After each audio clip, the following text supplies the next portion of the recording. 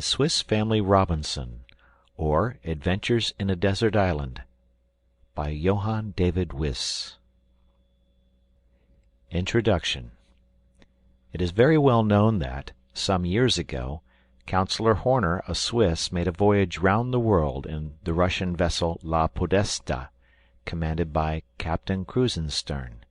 They discovered many islands, and amongst others, one very large and fertile, till then unknown to navigators, to the southwest of Java, near the coast of New Guinea. They landed here, and to the great surprise of Mr. Horner, he was received by a family who spoke to him in German. They were a father and mother, and 4 robust and hearty sons. Their history was very interesting. The father was a Swiss clergyman, who in the Revolution of 1798 had lost all his fortune, and had determined to emigrate in order to seek elsewhere the means of supporting his family. He went first to England with his wife and children, consisting of 4 sons between the ages of 12 and 5. He there undertook the office of missionary to Otaheite. Not that he intended to remain on that uncivilized island, but he wished to proceed from thence to Port Jackson as a free colonist. He invested his little capital in seeds of every description, and some cattle to take out with him. They had a prosperous voyage till they were near the coast of New Guinea, when they were overtaken by a frightful storm. At this period he commenced his journal, which he afterwards committed to the care of Mr. Horner, to be forwarded to his friends in Switzerland. Some time before, a boat from an English vessel, the Adventurer, had visited them, and the father had sent the first part of his journal by Lieutenant Bell to the captain, who remained in the vessel. A violent tempest arose, which continued some days, and drove the Adventurer from the coast. The family concluded the ship was lost, but this was not the case, as will be seen in the conclusion. Chapter 1. The tempest had raged for 6 days, and on the 7th seemed to increase. The ship had been so far driven from its course that no one on board knew where they were. Every one was exhausted with fatigue and watching. The shattered vessel began to leak in many places. The oaths of the sailors were changed to prayers, and each thought only how to save his own life. "Children," said I to my terrified boys, who were clinging round me, "God can save us if he will. To him nothing is impossible. But if he thinks it good to call us to him, let us not murmur. We shall not be separated." My excellent wife dried her tears, and from that moment became more tranquil. We knelt down to pray for the help of our Heavenly Father, and the fervor and emotion of my innocent boys proved to me that even children can pray, and find in prayer consolation and peace. We rose from our knees strengthened to bear the afflictions that hung over us. Suddenly we heard amid the roaring of the waves the cry of "Land! Land!" At that moment the ship struck on a rock. The concussion threw us down. We heard a loud cracking, as if the vessel were parting asunder. We felt that we were aground, and heard the captain cry in a tone of despair, "We are lost! Launch the boats!" These words were a dagger to my heart, and the lamentations of my children were louder than ever. I then recollected myself, and said, "Courage, my darlings, we are still above water, and the land is near. God helps those who trust in him. Remain here, and I will endeavor to save us." I went on deck, and was instantly thrown down, and wet through by a huge sea. A second followed. I struggled boldly with the waves, and succeeded in keeping myself up, when I saw, with terror, the extent of our wretchedness. The shattered vessel was almost in 2. The crew had crowded into the boats, and the last sailor was cutting the rope. I cried out, and prayed them to take us with them, but my voice was drowned in the roar of the tempest, nor could they have returned for us through waves that ran mountains high. All hope from their assistance was lost, but I was consoled by observing that the water did not enter the ship above a certain height. The stern, under which lay the cabin which contained all that was dear to me on earth, was immovably fixed between 2 rocks. At the same time I observed, towards the south, traces of land, which, though wild and barren, were now the haven of my almost expiring hopes, no longer being able to depend on any human aid. I returned to my family, and endeavoured to appear calm. "Take courage," cried I. "There is yet hope for us. The vessel, in striking between the rocks, is fixed in a position which protects our cabin above the water, and if the wind should settle to-morrow, we may possibly reach the land." This assurance calmed my children, and, as usual, they depended on all I told them. They rejoiced that the heaving of the vessel had ceased, as, while it lasted, they were continually thrown against each other. My wife, more accustomed to read my countenance, discovered my uneasiness, and by a sign I explained to her that I had lost all hope. I felt great consolation in seeing that she supported our misfortune with truly Christian resignation. "Let us take some food," said she. "With the body the mind is strengthened. This must be a night of trial." Night came, and the tempest continued its fury, tearing away the planks from the devoted vessel with a fearful crashing. It appeared absolutely impossible that the boats could have outlived the storm. My wife had prepared some refreshment, of which the children partook with an appetite that we would not feel. The 3 younger ones retired to their beds, and soon slept soundly. Fritz, the eldest, watched with me. "I have been considering," said he, "how we could save ourselves. If we only had some cork jackets, or bladders, for mamma and my brothers, you and I don't need them, we could then swim to land." "A good thought," said I. "I will try during the night to contrive some expedient to secure our safety." We found some small empty barrels in the cabin, which we tied 2 together with our handkerchiefs, leaving a space between for each child, and fastened this new swimming apparatus under our arms.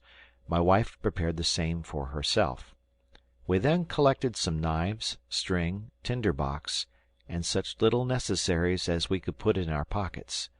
Thus, in case the vessel should fall to pieces during the night, we hoped we might be enabled to reach land.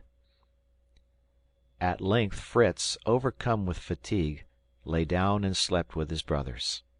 My wife and I, too anxious to rest, spent that dreadful night in prayer and in arranging various plans. How gladly we welcomed the light of day shining through an opening! The wind was subsiding, the sky serene, and I watched the sun rise with renewed hope. I called my wife and children on deck. The younger ones were surprised to find we were alone. They inquired what had become of the sailors, and how we should manage the ship alone. "Children," said I, "one more powerful than man has protected us till now, and will still extend a saving arm to us if we do not give way to complaint and despair. Let all hands set to work. Remember that excellent maxim, 'God helps those who help themselves.' Let us all consider what is best to do now." "Let us leap into the sea," cried Fritz, "and swim to the shore." "Very well for you," replied Ernest, "who can swim, but we should all be drowned. Would it not be better to construct a raft, and go all together?" "That might do," added I, "if we were strong enough for such a work, and if a raft was not always so dangerous a conveyance. But away, boys, look about you, and seek for anything that might be useful to us." We all dispersed to different parts of the vessel. For my own part I went to the provision room, to look after the casks of water and other necessaries of life. My wife visited the livestock and fed them, for they were almost famished. Fritz sought for arms and ammunition. Ernest for the carpenter's tools. Jack had opened the captain's cabin, and was immediately thrown down by 2 large dogs, who leaped on him so roughly that he cried out as if they were going to devour him. However, hunger had rendered them so docile that they licked his hands, and he soon recovered his feet, seized the largest by the ears, and, mounting his back, gravely rode up to me as I was coming from the hold. I could not help laughing. I applauded his courage, but recommended him always to be prudent with animals of that kind, who are often dangerous when hungry. My little troop began to assemble. Fritz had found 2 fowling pieces, some bags of powder and shot, and some balls in horn flasks. Ernest was loaded with an axe and hammer, a pair of pincers, a large pair of scissors, and an auger showed itself half out of his pocket. Francis had a large box under his arm, from which he eagerly produced what he had called little pointed hooks. His brothers laughed at his prize. "Silence," said I. "The youngest has made the most valuable addition to our stores. These are fish hooks, and may be more useful for the preservation of our lives than anything this ship contains. However, Fritz and Ernest have not done amiss." "For my part," said my wife, "I only contribute good news.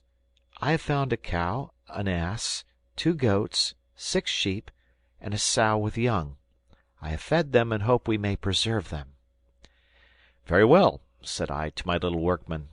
"I am satisfied with all but Master Jack, who, instead of anything useful, has contributed 2 great eaters, who will do us more harm than good."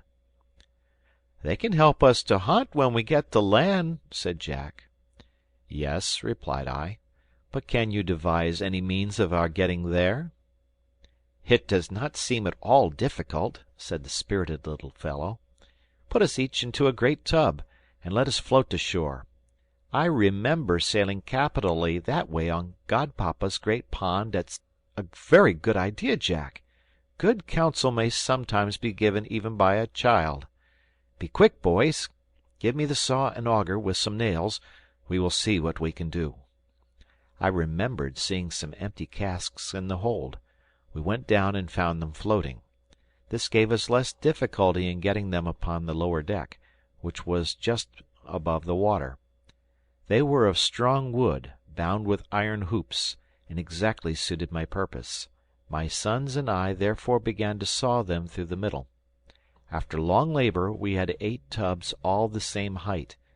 We refreshed ourselves with wine and biscuit, which we had found in some of the casks. I then contemplated with delight my little squadron of boats ranged in a line, and was surprised that my wife still continued depressed. She looked mournfully on them. "I can never venture in one of those tubs," she said. "Wait a little till my work is finished," replied I, "and you will see it is more to be depended on than this broken vessel."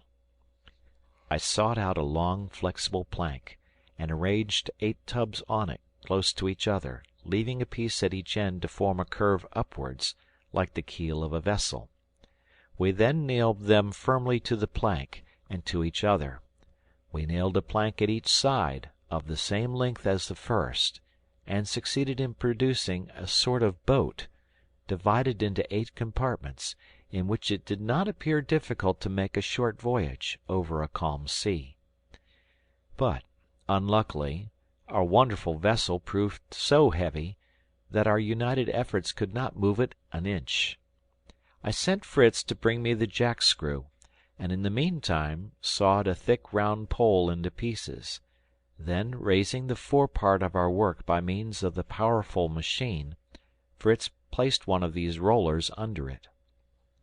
Ernest was very anxious to know how this small machine could accomplish more than our united strength. I explained to him, as well as I could, the power of the lever of Archimedes, with which he had declared he could move the world if he had but a point to rest it on, and I promised my son to take the machine to pieces when we were on shore, and explain the mode of operation. I then told them that God, to compensate for the weakness of man, had bestowed on him reason, invention, and skill in workmanship. The result of these had produced a science which, under the name of mechanics, taught us to increase and extend our limited powers incredibly by the aid of instruments. Jack remarked that the jack-screw worked very slowly. "Better slowly than not at all," said I. "It is a principle in mechanics that what is gained in time is lost in power. The jack is not meant to work rapidly, but to raise heavy weights, and the heavier the weight, the slower the operation. But can you tell me how we can make up for the slowness?" "Oh, by turning the handle quicker, to be sure." "Quite wrong. That would not aid us at all. Patience and reason are the two fairies by whose potent help I hope to get our boat afloat." I quickly proceeded to tie a strong cord to the after part of it, and the other end to a beam in the ship, which was still firm, leaving it long enough for security. Then, introducing 2 more rollers underneath, and working with a jack, we succeeded in launching our bark, which passed into the water with such velocity that but for our rope it would have gone out to sea. Unfortunately, it leaned so much on one side that none of the boys would venture into it. I was in despair, when I suddenly remembered it only wanted ballast to keep it in equilibrium. I hastily threw in anything I got hold of that was heavy, and soon had my boat level and ready for occupation. They now contended who should enter first, but I stopped them, reflecting that these restless children might easily capsize our vessel. I remembered that savage nations made use of an outrigger to prevent their canoe oversetting, and this I determined to add to my work. I fixed 2 portions of a topsail yard, one over the prow, the other across the stern, in such a manner that they should not be in the way in pushing off our boat from the wreck. I forced the end of each yard into the bunghole of an empty brandy cask to keep them steady during our progress. It was now necessary to clear the way for our departure. I got into the first tub, and managed to get the boat into the cleft in the ship's side, by way of a haven. I then returned, and with the axe and saw, cut away right and left all that could obstruct our passage. Then we secured some oars, to be ready for our voyage next day. The day had passed in toil, and we were compelled to spend another night on the wreck, though we knew it might not remain until morning. We took a regular meal, for during the day we had scarcely had time to snatch a morsel of bread and a glass of wine. More composed than on the preceding night, we retired to rest. I took the precaution to fasten the swimming apparatus across the shoulders of my 3 younger children and my wife, for fear another storm might destroy the vessel and cast us into the sea. I also advised my wife to put on a sailor's dress, as more convenient for her expected toils and trials. She reluctantly consented, and after a short absence appeared in the dress of a youth who had served as a volunteer in the vessel. She felt very timid and awkward in her new dress, but I showed her the advantage of the change, and at last she was reconciled, and joined in the laughter of the children at her strange disguise. She then got into her hammock, and we enjoyed a pleasant sleep to prepare us for new labors. End of Chapter 1. Chapter 2. At break of day we were awake and ready, and after morning prayer I addressed my children thus: "We are now, my dear boys, with the help of God, about to attempt our deliverance. Before we go, provide our poor animals with food for some days. We cannot take them with us, but if our voyage succeeds, we may return for them. Are you ready? Collect what you wish to carry away, but only things absolutely necessary for our actual wants." I planned that our first cargo should consist of a barrel of powder, 3 fowling pieces, 3 muskets, 2 pair of pocket pistols, and 1 pair larger, ball, shot, and lead as much as we could carry, with a bullet mold, and I wished each of my sons, as well as their mother, should have a complete game bag, of which there were several in the officers' cabins. We then set apart a box of portable soup, another of biscuit, an iron pot, a fishing rod, a chest of nails, and one of carpenter's tools, also some sailcloth to make a tent. In fact, my boys collected so many things we were compelled to leave some behind, though I exchanged all the useless ballast for necessaries. When all was ready, we implored the blessing of God on our undertaking, and prepared to embark in our tubs. At this moment the cocks crowed a sort of reproachful farewell to us. We had forgotten them. I immediately proposed to take our poultry with us, geese, ducks, fowls, and pigeons, for, as I observed to my wife, if we could not feed them, they would at any rate feed us. We placed our 10 hens and 2 cocks in a covered tub, the rest we set at liberty, hoping the geese and ducks might reach the shore by water, and the pigeons by flight. We waited a little for my wife, who came loaded with a large bag, which she threw into the tub that contained her youngest son. I concluded it was intended to steady him, or for a seat, and made no observation of it. Here follows the order of our embarkation. In the first division sat the tender mother, the faithful and pious wife. In the second, our amiable little Francis, 6 years old, and of a sweet disposition. In the third, Fritz, our eldest, 14 or 15 years old, a curly-headed, clever, intelligent, and lively youth. In the fourth, the powder cask, with the fowls and the sailcloth. Our provisions filled the fifth. In the sixth, our heedless Jack, 10 years old, enterprising, bold, and useful. In the seventh, Ernest, 12 years of age, well informed and rational, but somewhat selfish and indolent. In the eighth, myself, an anxious father, charged with the important duty of guiding the vessel to save my dear family.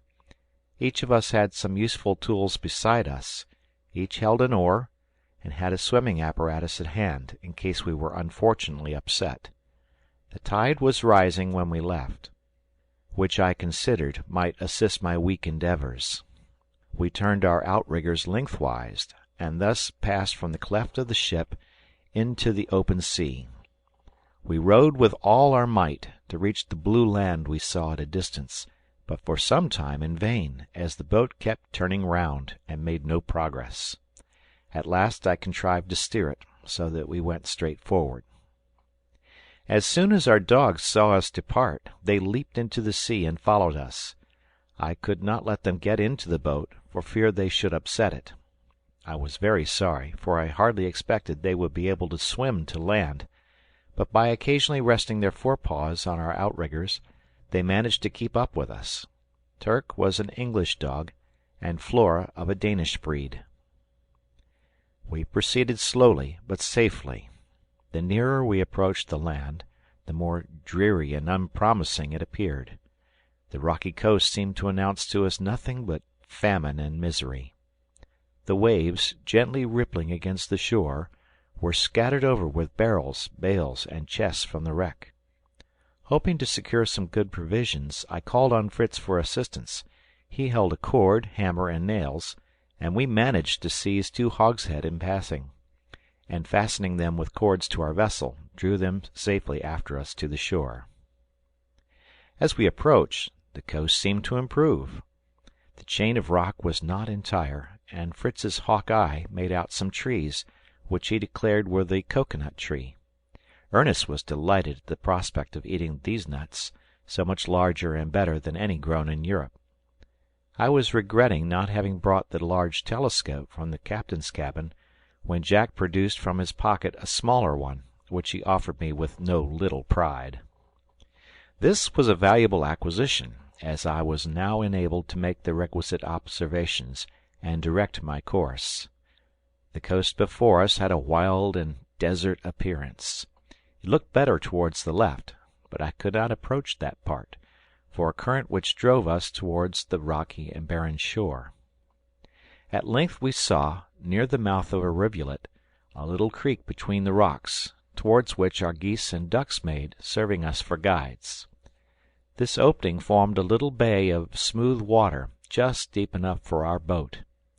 I cautiously entered it, and landed at a place where the coast was about the height of our tubs, and the water deep enough to let us approach.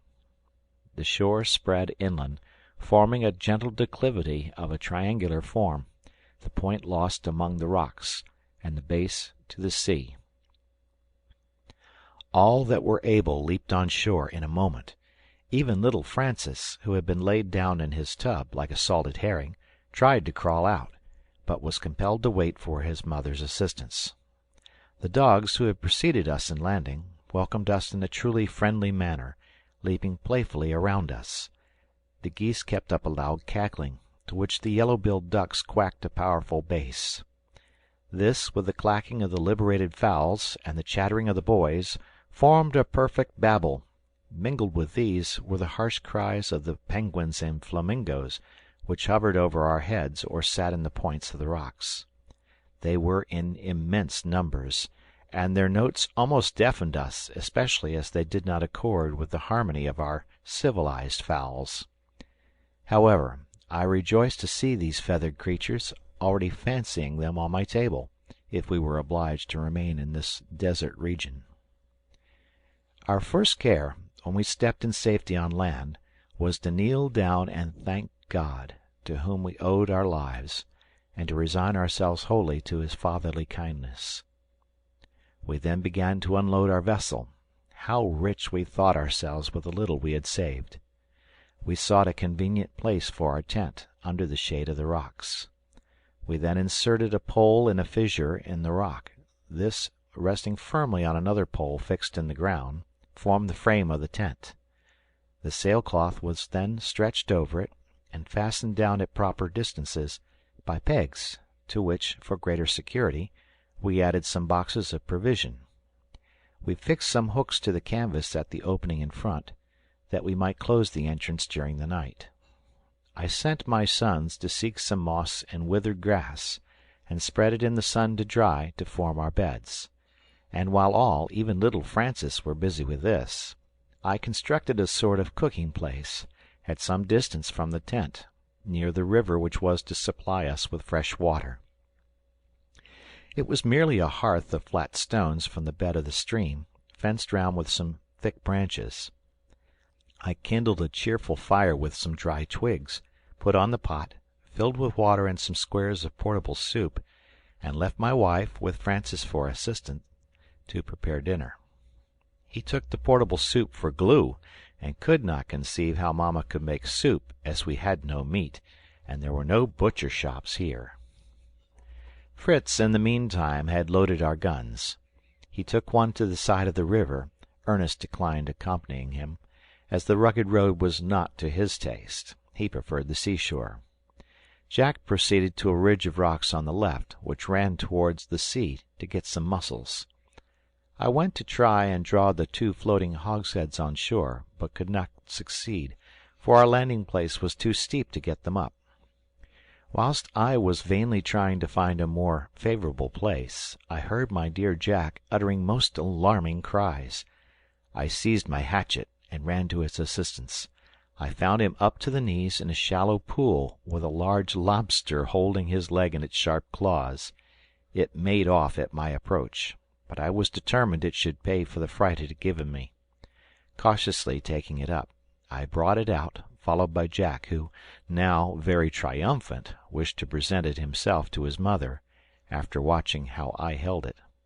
But he had hardly got it into his hands when it gave him such a violent blow on the cheek with its tail that he let it fall and began to cry again. I could not help laughing at him, and in his rage he seized a stone and put an end to his adversary. I was grieved at this, and recommended him never to act in a moment of anger, showing him that it was unjust in being so revengeful, for if he had been bitten by the lobster, it was plain he would have eaten his foe if he had conquered him. Jack promised to be more discreet and merciful in future, and obtained leave to bear the prize to his mother. "Mamma," said he proudly, "a lobster! A lobster, Ernest! Where's Fritz? Take care it doesn't bite you, Francis." They all crowded round in astonishment. "Yes," added he, triumphantly, "here is the impertinent claw that seized me, but I repaid the knave." "You are a boaster," said I. "You would have got indifferently on with the lobster if I had not come up. And have you forgotten the slap on the cheek which compelled you to release him? Besides, he only defended himself with his natural arms, but you had to take a great stone. You have no reason to be proud, Jack."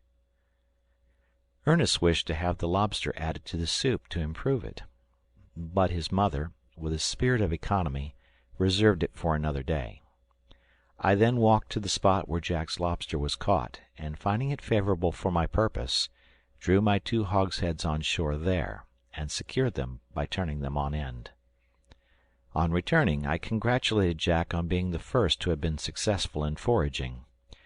Ernest remarked that he had seen some oysters attached to a rock, but could not get at them without wetting his feet, which he did not like. "Indeed, my delicate gentleman," said I, laughing, "I must trouble you to return and procure us some. We must all unite in working for the public good, regardless of wet feet. The sun will soon dry us." "I might as well bring some salt at the same time," said he. "I saw plenty in the fissures of the rocks left by the sea, I should think, papa." "Doubtless, Mr. Reasoner," replied I. "Where else could it have come from? The fact was so obvious that you had better have brought a bagful than delayed to reflect about it. But if you wish to escape insipid soup, be quick and procure some." He went, and returned with some salt, so mixed with sand and earth that I should have thrown it away as useless, but my wife dissolved it in fresh water, and, filtering it through a piece of canvas, managed to flavour our soup with it. Jack asked why we could not have used sea water, and I explained to him that the bitter and nauseous taste of sea water would have spoiled our dinner. My wife stirred the soup with a little stick, and, tasting it, pronounced it very good, but added, "We must wait for Fritz, and how shall we eat our soup without plates or spoons? We cannot possibly raise this large boiling pot to our heads and drink out of it." It was too true. We gazed stupefied at our pot, and at last all burst into laughter at our destitution and our folly in forgetting such useful necessaries. "If we only had coconuts," said Ernest, "we might split them and make basins and spoons." "If," replied I, "but we have none. We might as well wish for a dozen handsome silver spoons at once, if wishes were of any use." "But," observed he, "we can use oyster shells." "A useful thought, Ernest. Go directly and get the oysters. And remember, gentlemen, no complaints, though the spoons are without handles, and you should dip your fingers into the bowl." Off ran Jack, and was mid-leg in the water before Ernest got to him. He tore down the oysters and threw them to his idle brother, who filled his handkerchief, taking care to put a large one into his pocket for his own use, and they returned with their spoil. Fritz had not yet appeared, and his mother was becoming uneasy, when we heard him cheerfully hailing us at a distance. He soon came up, with a feigned air of disappointment, and his hands behind him, but Jack, who had glided around him, cried out, "A sucking pig! A sucking pig!" And he then, with great pride and satisfaction, produced his booty, which I recognized, from the description of travellers, to be the agouti, common in these regions, a swift animal, which burrows in the earth, and lives on fruits and nuts. Its flesh, something like that of the rabbit, has an unpleasant flavour to Europeans. All were anxious to know the particulars of the chase, but I seriously reproved my son for his little fiction, and warned him never to use the least deceit, even in jest. I then inquired where he had met with the agouti. He told me he had been on the other side of the river. "A very different place to this," continued he. "The shore lies low, and you can have no idea of the number of casks, chests, planks, and all sorts of things the sea has thrown up. Shall we go and take possession of them? And tomorrow, father, we ought to make another trip to the vessel to look after our cattle. We might at least bring away the cow.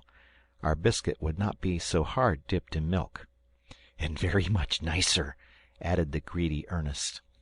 "Then," continued Fritz, "beyond the river there is rich grass for pasturage, and a shady wood. Why should we remain in this barren wilderness?" "Softly," replied I.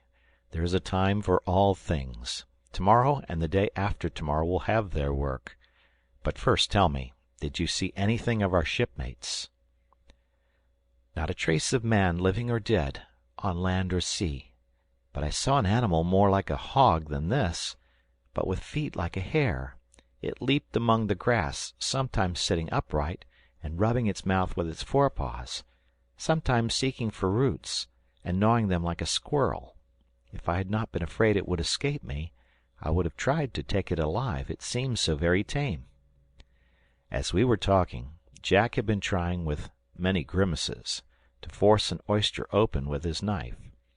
I laughed at his vain endeavours, and putting some on the fire, showed him them open of themselves. I had no taste for oysters myself, but as they are everywhere accounted a delicacy, I advised my sons to try them. They all at first declined the unattractive repast, except Jack, who, with great courage, closed his eyes and desperately swallowed one as if it had been medicine. The rest followed his example, and then all agreed with me that oysters were not good. The shells were soon plunged into the pot to bring out some of the good soup, but, scalding their fingers, it was who could cry out the loudest. Ernest took his large shell from his pocket, cautiously filled it with a good portion of soup, and set it down to cool, exulting in his own prudence. "You have been very thoughtful, my dear Ernest," said I. "But why are your thoughts always for yourself, so seldom for others? As a punishment for your egotism, that portion must be given to our faithful dogs. We can all dip our shells into the pot. The dogs cannot. Therefore they shall have your soup, and you must wait and eat as we do." My reproach struck his heart, and he placed his shell obediently on the ground, which the dogs emptied immediately. We were almost as hungry as they were, and were watching anxiously till the soup began to cool, when we perceived that the dogs were tearing and gnawing Fritz's agouti. The boys all cried out. Fritz was in a fury, took his gun, struck the dogs, called them names, threw stones at them, and would have killed them if I had not held him. He had actually bent his gun with striking them. As soon as he would listen to me, I reproached him seriously for his violence, and represented to him how much he had distressed us and terrified his mother, that he had spoiled his gun, which might have been so useful to us, and had almost killed the poor animals, who might be more so. "Anger," said I, "leads to every crime. Remember Cain, who killed his brother in a fit of passion." "Oh, father!" said he in a voice of terror, and, acknowledging his error, he asked pardon and shed bitter tears. Soon after our repast the sun set, and the fowls gathered round us, and picked up the scattered crumbs of biscuit. My wife then took out her mysterious bag and drew from it some handfuls of grain, to feed her flock. She showed me also many other seeds of useful vegetables. I praised her prudence, and begged her to be very economical, as these seeds were of great value, and we could bring from the vessel some spoiled biscuit for the fowls. Our pigeons now flew among the rocks, the cocks and hens perched on the frame of the tent, and the geese and ducks chose to roost in a marsh covered with bushes near the sea. We prepared for our rest. We loaded all our arms, then offered up our prayers together, thanking God for his signal mercy to us, and commending ourselves to his care. When the last ray of light departed, we closed our tent, and lay down on our beds close together. The children had remarked how suddenly the darkness came on, from which I concluded we were not far from the equator, for I explained to them, the more perpendicularly the rays of the sun fall, the less their refraction, and consequently night comes on suddenly when the sun is below the horizon. Once more I looked out to see if all was quiet, then carefully closing the entrance, I lay down. Warm as the day had been, the night was so cold that we were obliged to crowd together for warmth. The children soon slept, and when I saw their mother in her first peaceful sleep, my own eyes closed, and our first night on the island passed comfortably. End of chapter. Chapter 3. At break of day I was waked by the crowing of the cock. I summoned my wife to council, to consider on the business of the day. We agreed that our first duty was to seek for our shipmates, and to examine the country beyond the river before we came to any decisive resolution. My wife saw we could not all go on this expedition, and courageously agreed to remain with her 3 youngest sons, while Fritz, as the eldest and boldest, should accompany me.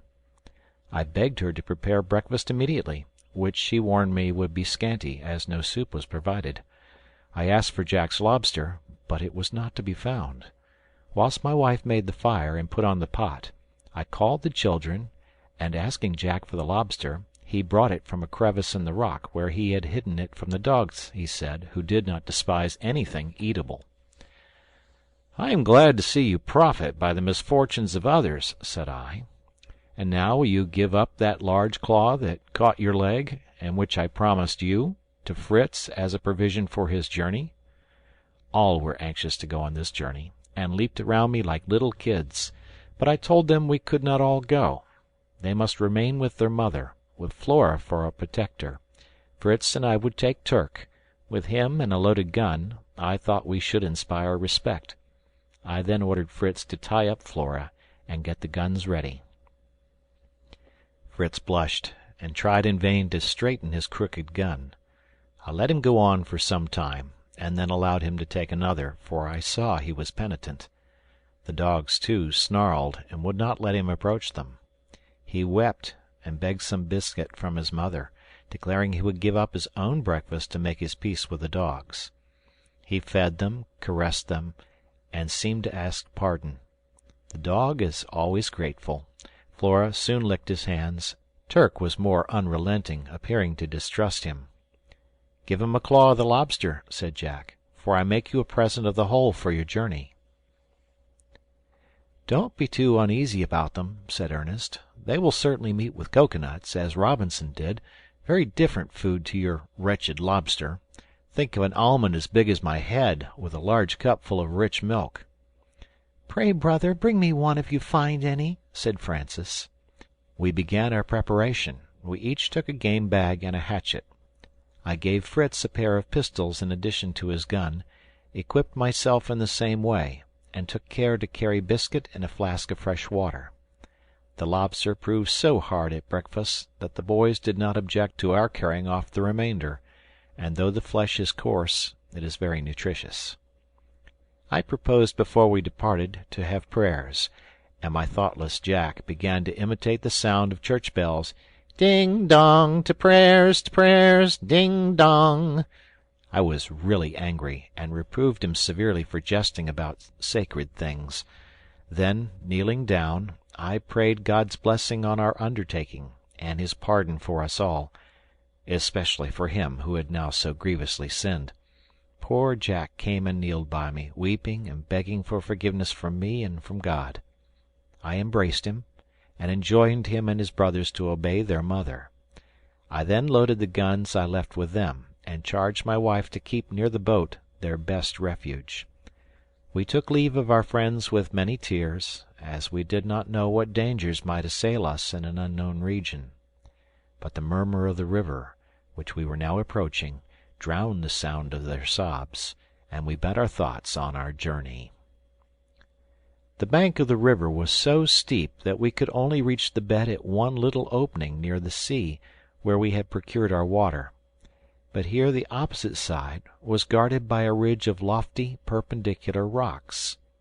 We were obliged to ascend the river to a place where it fell over some rocks, some fragments of which having fallen made a sort of stepping stones, which enabled us to cross with some hazard. We made our way with difficulty through the high grass withered by the sun, directing our course towards the sea, in hopes of discovering some traces of the boats or the crew. We had scarcely gone 100 yards when we heard a loud noise and rustling in the grass, which was as tall as we were. We imagined we were pursued by some wild beast, and I was gratified to observe the courage of Fritz, who, instead of running away, calmly turned round and presented its peace. What was our joy when we discovered that the formidable enemy was only our faithful Turk, whom we had forgotten in our distress, and our friends had doubtless dispatched him after us. I applauded my son's presence of mind. A rash act might have deprived us of this valuable friend. We continued our way. The sea lay to our left. On our right, at a short distance, ran the chain of rocks, which were continued from our landing place, in a line parallel to the sea, the summits clothed with verdure and various trees. Between the rocks and the sea, several little woods extended, even to the shore, to which we kept as close as possible, vainly looking out on land or sea for any trace of our crew. Fritz proposed to fire his gun as a signal to them if they should be near us, but I reminded him that this signal might bring the savages round us instead of our friends. He then inquired why we should search after these persons at all, who so unfeelingly abandoned us on the wreck. "First," said I, "we must not return evil for evil. Besides, they may assist us, or be in need of our assistance. Above all, remember, they could save nothing but themselves. We have got many useful things which they have as much right to as we." "But we might be saving the lives of our cattle," said he. "We should do our duty better by saving the life of a man," answered I. "Besides, our cattle have food for some days, and the sea is so calm there is no immediate danger." We proceeded, and entering a little wood that extended to the sea, we rested in the shade, near a clear stream, and took some refreshment. We were surrounded by unknown birds, more remarkable for brilliant plumage than for the charm of their voice.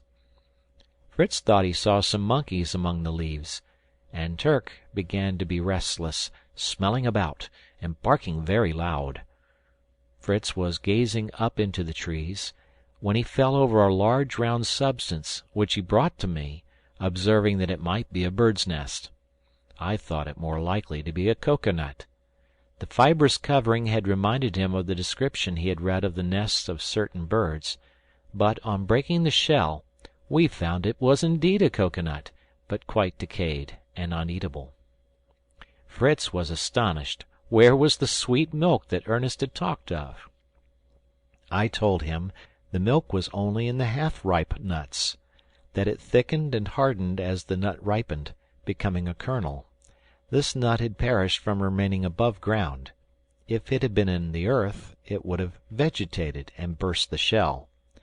I advised my son to try if he could not find a perfect nut. After some search, we found one and sat down to eat it, keeping our own provision for dinner. The nut was somewhat rancid, but we enjoyed it, and then continued our journey. We were some time before we got through the wood, being frequently obliged to clear a road for ourselves through the entangled brushwood with our hatchets. At last we entered the open plain again, and had a clear view before us. The forest still extended about a stone's throw to our right, and Fritz, who was always on the lookout for discoveries, observed a remarkable tree here and there, which he approached to examine, and he soon called me to see this wonderful tree with wens growing on the trunk. On coming up, I was overjoyed to find this tree, of which there were a great number. It was the gourd tree which bears fruit on the trunk. Fritz asked if these were sponges. I told him to bring me one, and I would explain the mystery. "There's one," said he, "very like a pumpkin, only harder outside." "Of this shell," said I, "we can make plates, dishes, basins, and flasks. We call it the gourd tree." Fritz leaped for joy. "Now my dear mother will be able to serve her soup properly." I asked him if he knew why the tree bore the fruit on its trunk, or on the thick branches only.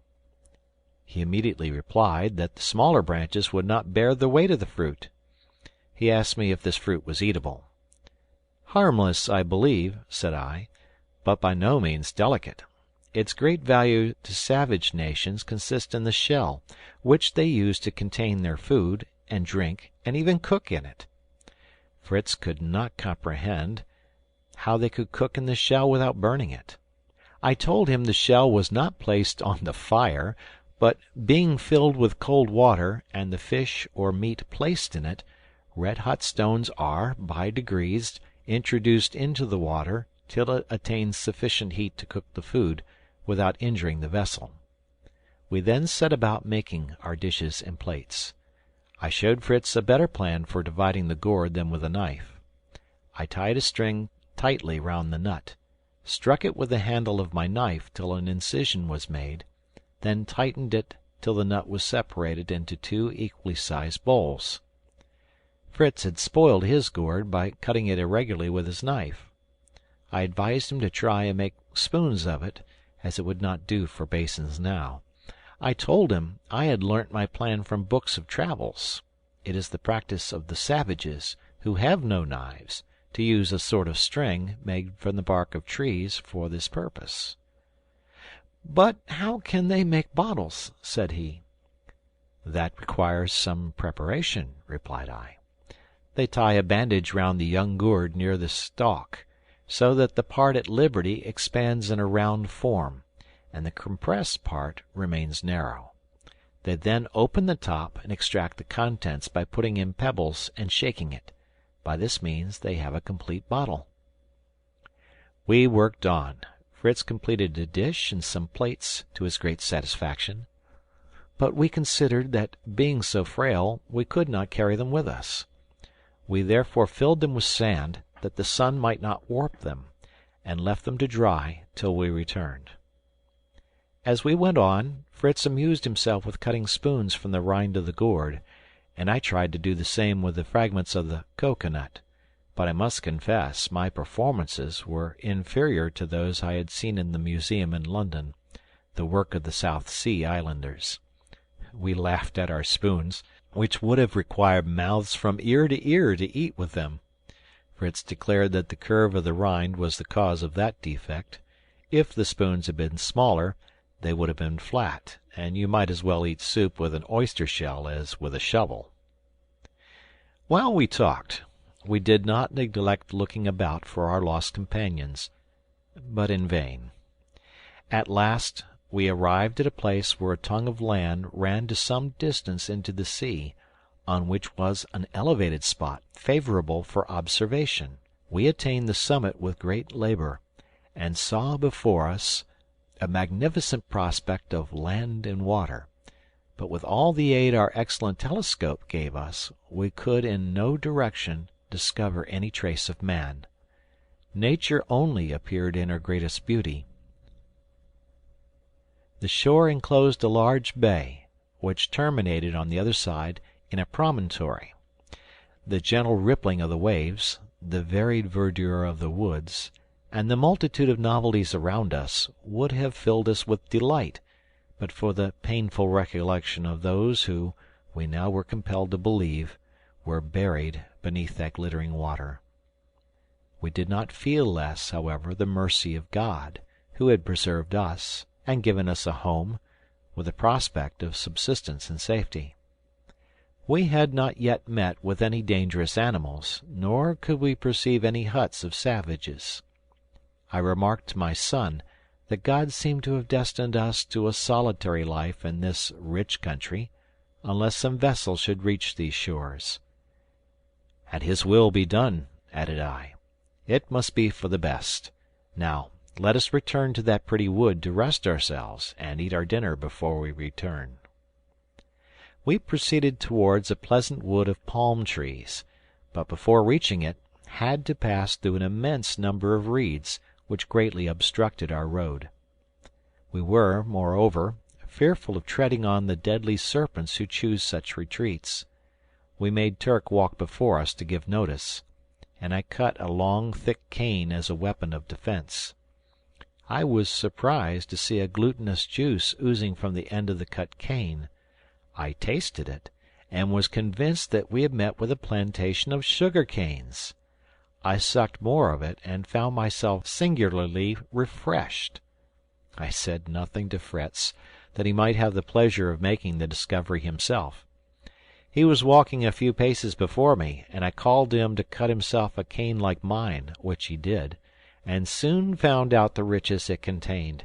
He cried out in ecstasy, "Oh, papa, papa, syrup of sugar cane! Delicious! How delighted will dear mamma and my brothers be when I carry some to them!" He went on, sucking pieces of cane so greedily that I checked him, recommending moderation. He was then content to take some pieces to regale himself as he walked home, loading himself with a huge burden for his mother and brothers. We now entered the wood of palms to eat our dinner, when suddenly a number of monkeys, alarmed by our approach and the barking of the dog, fled like lightning to the tops of the trees, and then grinned frightfully at us, with loud cries of defiance. As I saw the trees were cocoa palms, I hoped to obtain, by means of the monkeys, a supply of the nuts in the half-ripe state, when filled with milk. I held Fritz's arm, who was preparing to shoot at them, to his great vexation, as he was irritated against the poor monkeys for their derisive gestures. But I told him, though no patron of monkeys myself, I could not allow it. We had no right to kill any animal except in defense, or as a means of supporting life. Besides, the monkeys would be of more use to us living than dead, as I would show him. I began to throw stones at the monkeys, not being able, of course, to reach the place of their retreat, and they, in their anger and in the spirit of imitation, gathered the nuts and hurled them on us in such quantities that we had some difficulty in escaping from them. We had soon a large stock of coconuts. Fritz enjoyed the success of the stratagem, and when the shower subsided, he collected as many as he wished. We then sat down and tasted some of the milk through the 3 small holes which we opened with our knives. We then divided some with our hatchets, and quenched our thirst with a liquor, which is not, however, a very agreeable flavour. We liked best a sort of thick cream which adheres to the shells, from which we scraped it with our spoons, and mixing it with the juice of the sugar-cane, we produced a delicious dish. Turk had the rest of the lobster, which we now despised, with some biscuit. We then got up. I tied some nuts together by their stems, and threw them over my shoulder. Fritz took his bundle of canes, and we set out homewards. End of chapter. Chapter 4. Fritz groaned heavily under the weight of his canes as we travelled on, and pitied the poor negroes, who had to carry such heavy burdens of them. He then, in imitation of me, tried to refresh himself by sucking a sugar-cane, but was surprised to find he failed in extracting any of the juice. At last, after some reflection, he said, "Ah, I remember! If there is no opening made for the air, I can get nothing out." I requested him to find a remedy for this. "I will make an opening," said he, "above the first knot in the cane. If I draw in my breath in sucking, and thus make a vacuum in my mouth, the outer air then forces itself through the hole I have made to fill this vacuum, and carries the juice along with it. And when this division of the cane is emptied, I can proceed to pierce above the next knot. I am only afraid that going on this way we shall have nothing but empty canes to carry to our friends." I told him that I was more afraid the sun might turn the syrup sour before we got our canes home, therefore we need not spare them. "Well, at any rate," said he, "I have filled my flask with the milk of the coconut to regale them." I told him I feared another disappointment, for the milk of the coconut, removed from the shell, spoiled sooner than the sugar-cane juice. I warned him that the milk, exposed to the sun in his tin flask, was probably become vinegar. He instantly took the bottle from his shoulder and uncorked it, when the liquor flew out with a report, foaming like champagne. I congratulated him on his new manufacture, and said we must beware of intoxication. "Oh, taste, papa," he said. "It is delicious, not at all like vinegar, but capital new, sweet, sparkling wine. This will be the best treat if it remains in this state." "I fear it will not be so," said I. "This is the first stage of fermentation. When this is over, and the liquor is cleared, it is a sort of wine, or fermented liquor, more or less agreeable, according to the material used. By applying heat, a second and slower fermentation succeeds, and the liquor becomes vinegar. Then comes on a third stage, which deprives it of its strength and spoils it. I fear, in this burning climate, you will carry home only vinegar, or something still more offensive. But let us drink each other's health now, but prudently, or we shall soon feel the effects of this potent beverage." Perfectly refreshed, we went on cheerfully to the place where we had left our gourd utensils. We found them quite dry, and hard as bone. We had no difficulty in carrying them in our game bags. We had scarcely got through the little wood where we had breakfasted, when Turk darted furiously on a troop of monkeys who were sporting about, and had not perceived him. He immediately seized a female, holding a young one in her arms, which impeded her flight, and had killed and devoured the poor mother before we could reach him. The young one had hidden itself among the long grass, when Fritz arrived. He had run with all his might, losing his hat, bottle, and canes, but could not prevent the murder of the poor mother. The little monkey no sooner saw him than it leaped upon his shoulders, fastening its paws in his curls, and neither cries, threats, nor shaking could rid him of it. I ran up to him laughing, for I saw the little creature could not hurt him, and tried in vain to disengage it. I told him he must carry it thus.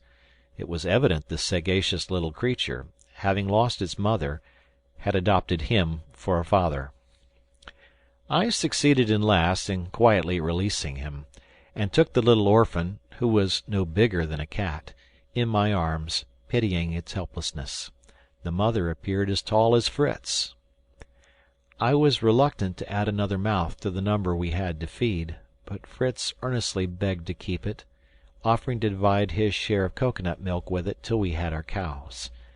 I consented, on condition that he took care of it and taught it to be obedient to him. Turk, in the meantime, was feasting on the remains of the unfortunate mother. Fritz would have driven him off, but I saw we had not food sufficient to satisfy this voracious animal, and we might ourselves be in danger from his appetite. We left him, therefore, with his prey, the little orphan sitting on the shoulder of its protector, while I carried the canes. Turk soon overtook us, and was received very coldly. We reproached him with his cruelty, but he was quite unconcerned, and continued to walk after Fritz. The little monkey seemed uneasy at the sight of him, and crept into Fritz's bosom, much to his inconvenience. But a thought struck him. He tied the monkey with a cord to Turk's back, leading the dog by another cord, as he was very rebellious at first. But our threats and caresses at last induced him to submit to his burden. We proceeded slowly, and I could not help anticipating the mirth of my little ones when they saw us approach like a pair of showmen. I advised Fritz not to correct the dogs for attacking and killing unknown animals. Heaven bestows the dog on man, as well as the horse, for a friend and protector. Fritz thought we were very fortunate, then, in having two such faithful dogs. He only regretted that our horses had died on the passage, and only left us the ass. "Let us not disdain the ass," said I. "I wish we had him here. He is of a very fine breed, and would be as useful as a horse to us." In such conversations, we arrived at the banks of our river before we were aware. Flora barked to announce our approach, and Turk answered so loudly that the terrified little monkey leaped from his back to the shoulder of its protector, and would not come down. Turk ran off to meet his companion, and our dear family soon appeared on the opposite shore, shouting with joy at our happy return. We crossed at the same place as we had done in the morning, and embraced each other. Then began such a noise of exclamations. "A monkey! A real live monkey! Oh, how delightful! How glad we are! How did you catch him?" "He's very ugly," said little Francis, who was almost afraid of him. "He's prettier than you are," said Jack. "See how he laughs! How I should like to see him eat!" "If we only had some coconuts," said Ernest. "Have you found any, and are they good?" "Have you had any unpleasant adventures?" asked my wife. It was in vain to attempt replying to so many questions and exclamations. At length, when we had got a little peace, I told them that, though I had brought them all sorts of good things, I had unfortunately not met with any of our companions. "God's will be done," said my wife. "Let us thank him for saving us, and again bringing us together now. This day has seemed an age. But put down your loads, and let us hear your adventures. We have not been idle, but we are less fatigued than you. Boys, assist your father and brother." Jack took my gun, Ernest the coconuts, Francis the gourd rinds, and my wife the game bag. Fritz distributed his sugar canes and placed the monkey on Turk's back, to the amusement of the children. He begged Ernest to carry his gun, but he complained of being overloaded with the great bowls. His indulgent mother took them from him, and we proceeded to the tent. Fritz thought Ernest would not have relinquished the bowls, if he had known what they contained, and called out to tell him they were coconuts. "Give them to me," cried Ernest. "I will carry them, mamma, and the gun too." His mother declined giving them. "I can throw away these sticks," said he, "and carry the gun in my hand." "I would advise you not," observed Fritz, "for the sticks are sugar canes." "Sugar canes!" cried they all, surrounding Fritz, who had to give them the history and teach them the art of sucking the canes. My wife, who had a proper respect for sugar in her housekeeping, was much pleased with this discovery, and the history of all our acquisitions, which I displayed to her. Nothing gave her so much pleasure as our plates and dishes, which were actual necessaries. We went to our kitchen, and were gratified to see preparations going on for a good supper. My wife had planted a forked stick on each side of the hearth. On these rested a long thin wand, on which all sorts of fish were roasting, Francis being entrusted to turn the spit. On the other side was impaled a goose on another spit, and a row of oyster shells formed the dripping pan. Besides this, the iron pot was on the fire, from which arose the savoury odour of a good soup. Behind the hearth stood one of the hogsheads, opened, and containing the finest Dutch cheeses, enclosed in cases of lead. All this was very tempting to hungry travellers, and very unlike a supper on a desert island. I could not think my family had been idle when I saw such a result of their labours. I was only sorry that they had killed the goose, as I wished to be economical with our poultry. "Have no uneasiness," said my wife. "This is not from our poultry yard. It is a wild goose killed by Ernest." "It is a sort of penguin, I believe," said Ernest, "distinguished by the name of booby, and so stupid that I knocked it down with a stick. It is web-footed, has a long narrow beak, a little curved downwards. I have preserved the head and neck for you to examine. It exactly resembles the penguin of my book of natural history." I pointed out to him the advantages of study, and was making more inquiries about the form and habits of the bird, when my wife requested me to defer my catechism of natural history. "Ernest has killed the bird," added she. "I received it. We shall eat it. What more would you have? Let the poor child have the pleasure of examining and tasting the coconuts." "Very well," replied I. "Fritz must teach them how to open them, and we must not forget the little monkey who has lost his mother's milk." "I've tried him," cried Jack. "He will eat nothing." I had told them he had not yet learnt to eat, and we must feed him with coconut milk till we could get something better. Jack generously offered all his share, but Ernest and Francis were anxious to taste the milk themselves. "But the monkey must live," said Jack petulantly. "And so must we all," said Mother. "Supper is ready, and we will reserve the coconuts for dessert." We sat down on the ground, and the supper was served on our gourd rind service, which answered the purpose admirably. My impatient boys had broken the nuts, which they found excellent, and they made themselves spoons of the shell. Jack had taken care the monkey had his share. They dipped the corner of their handkerchiefs in the milk and let him suck them. They were going to break up some more nuts after emptying them through the natural holes, but I stopped them and called for a saw.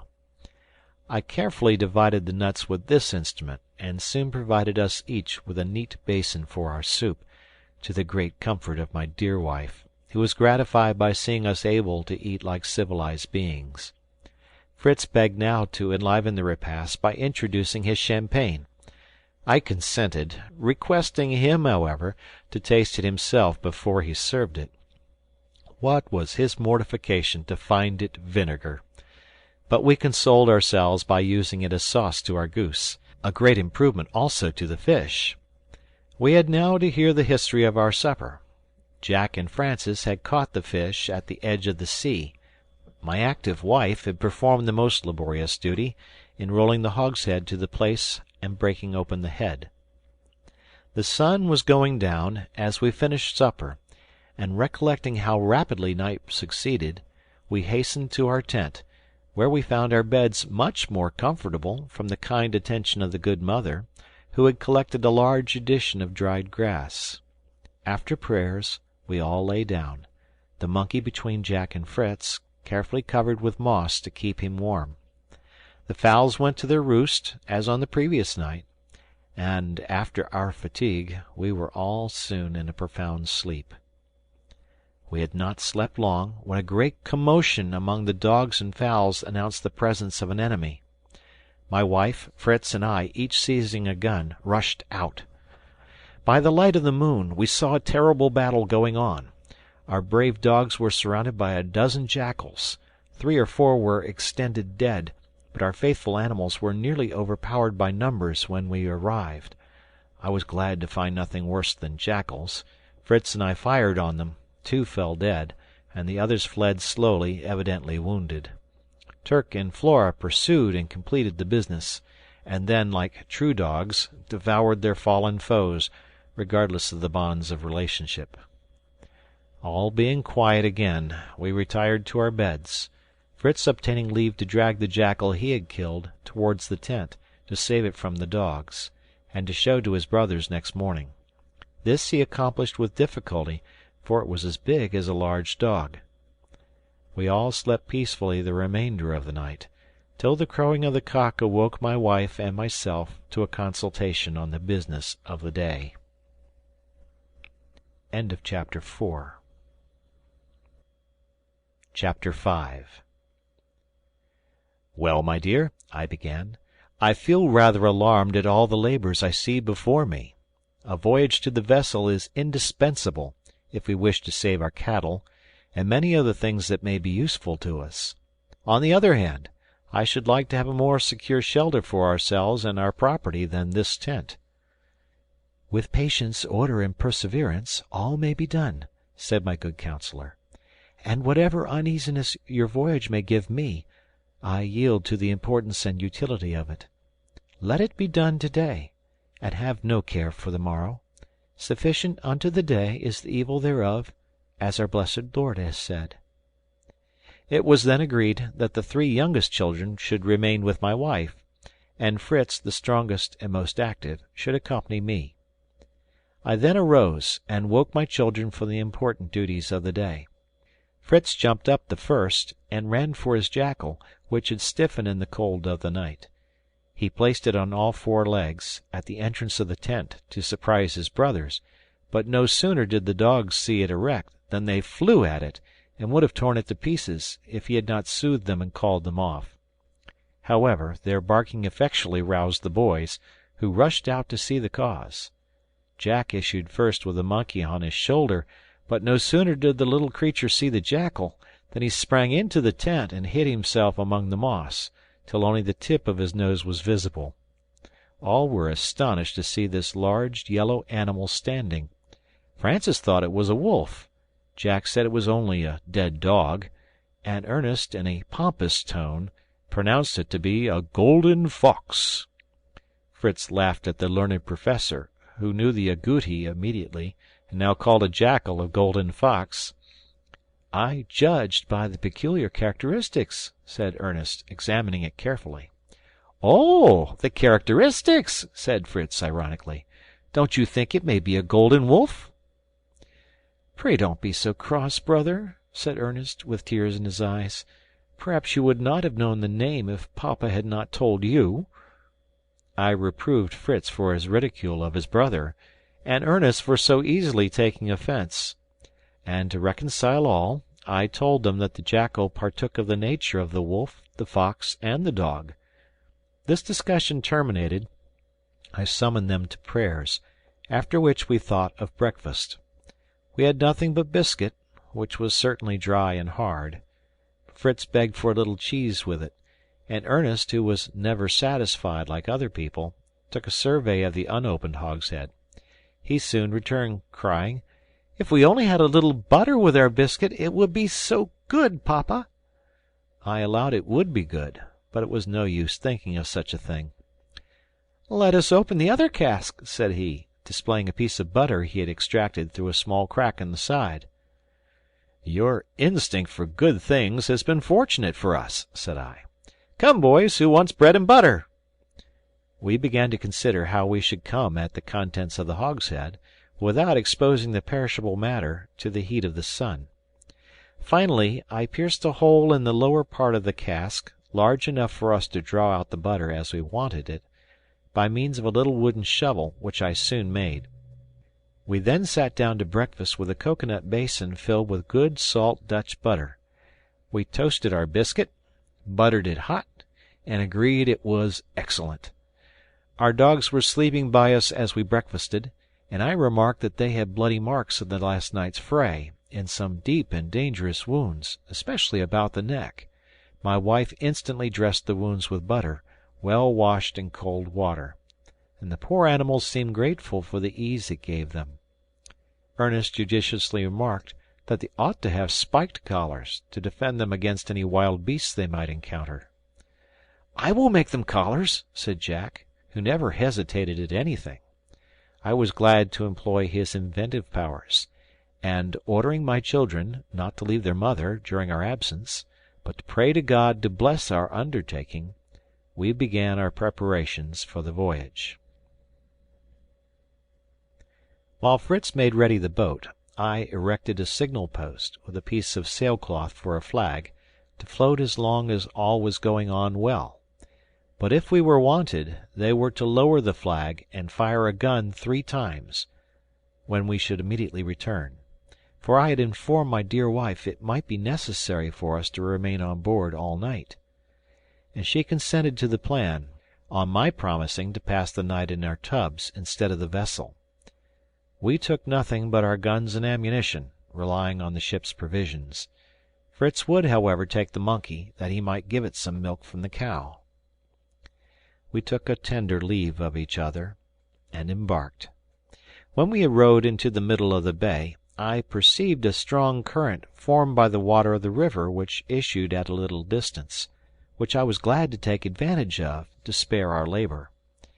It carried us 3 parts of our voyage, and we rowed the remainder, and entering the opening in the vessel, we secured our boat firmly and went on board.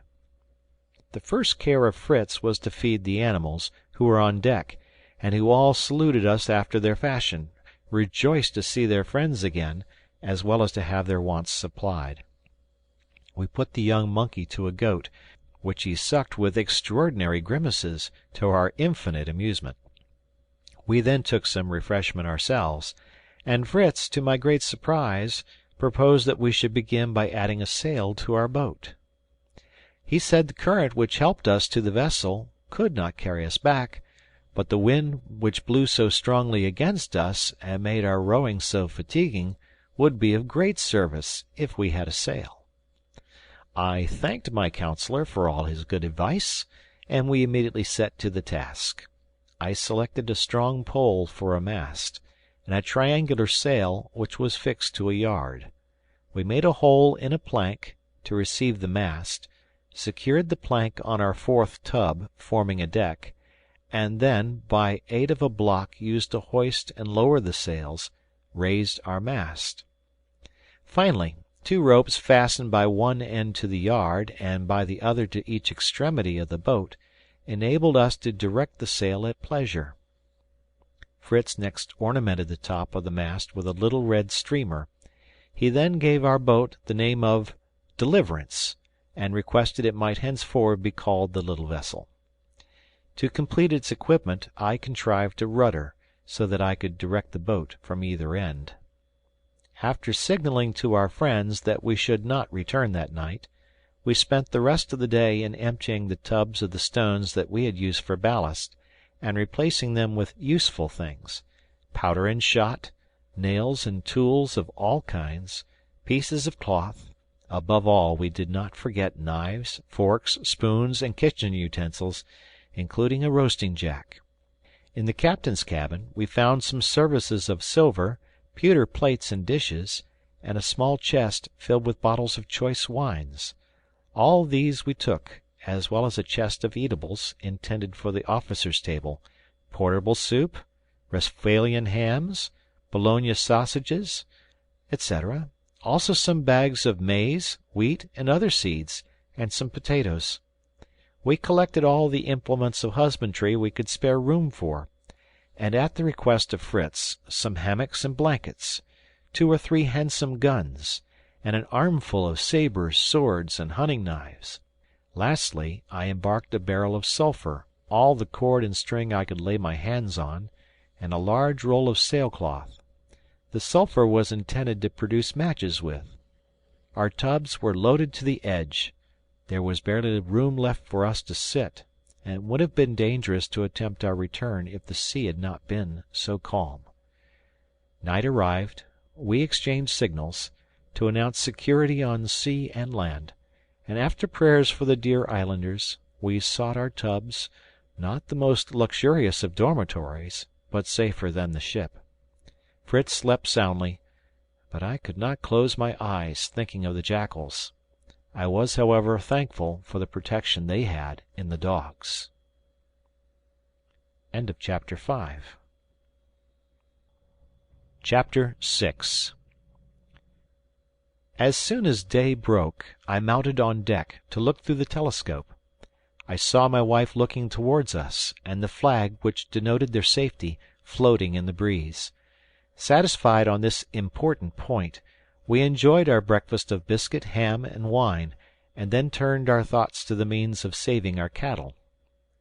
Even if we could contrive a raft, we could never get all the animals to remain still on it.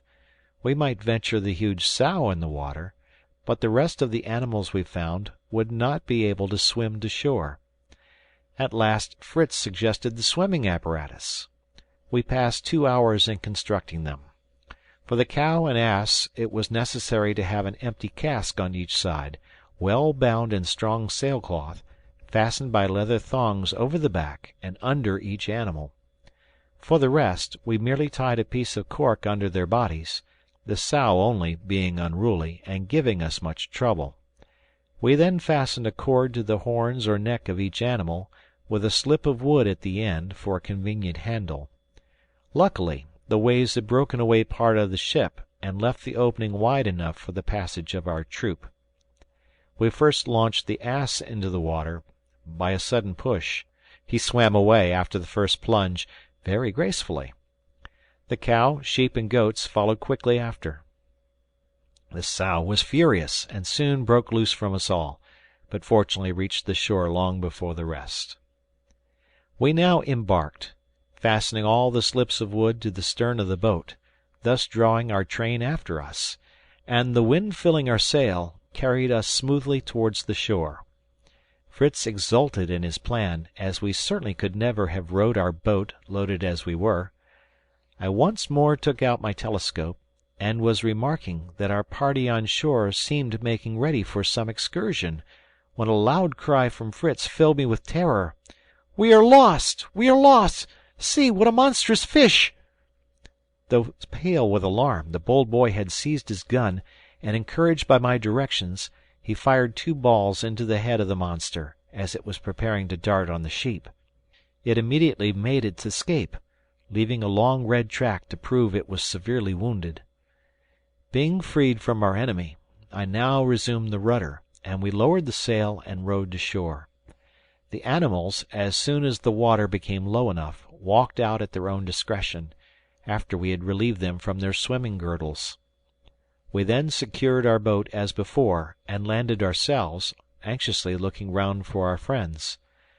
We had not long to wait. They came joyfully to greet us, and after our first burst of pleasure, we sat down to tell our adventures in a regular form.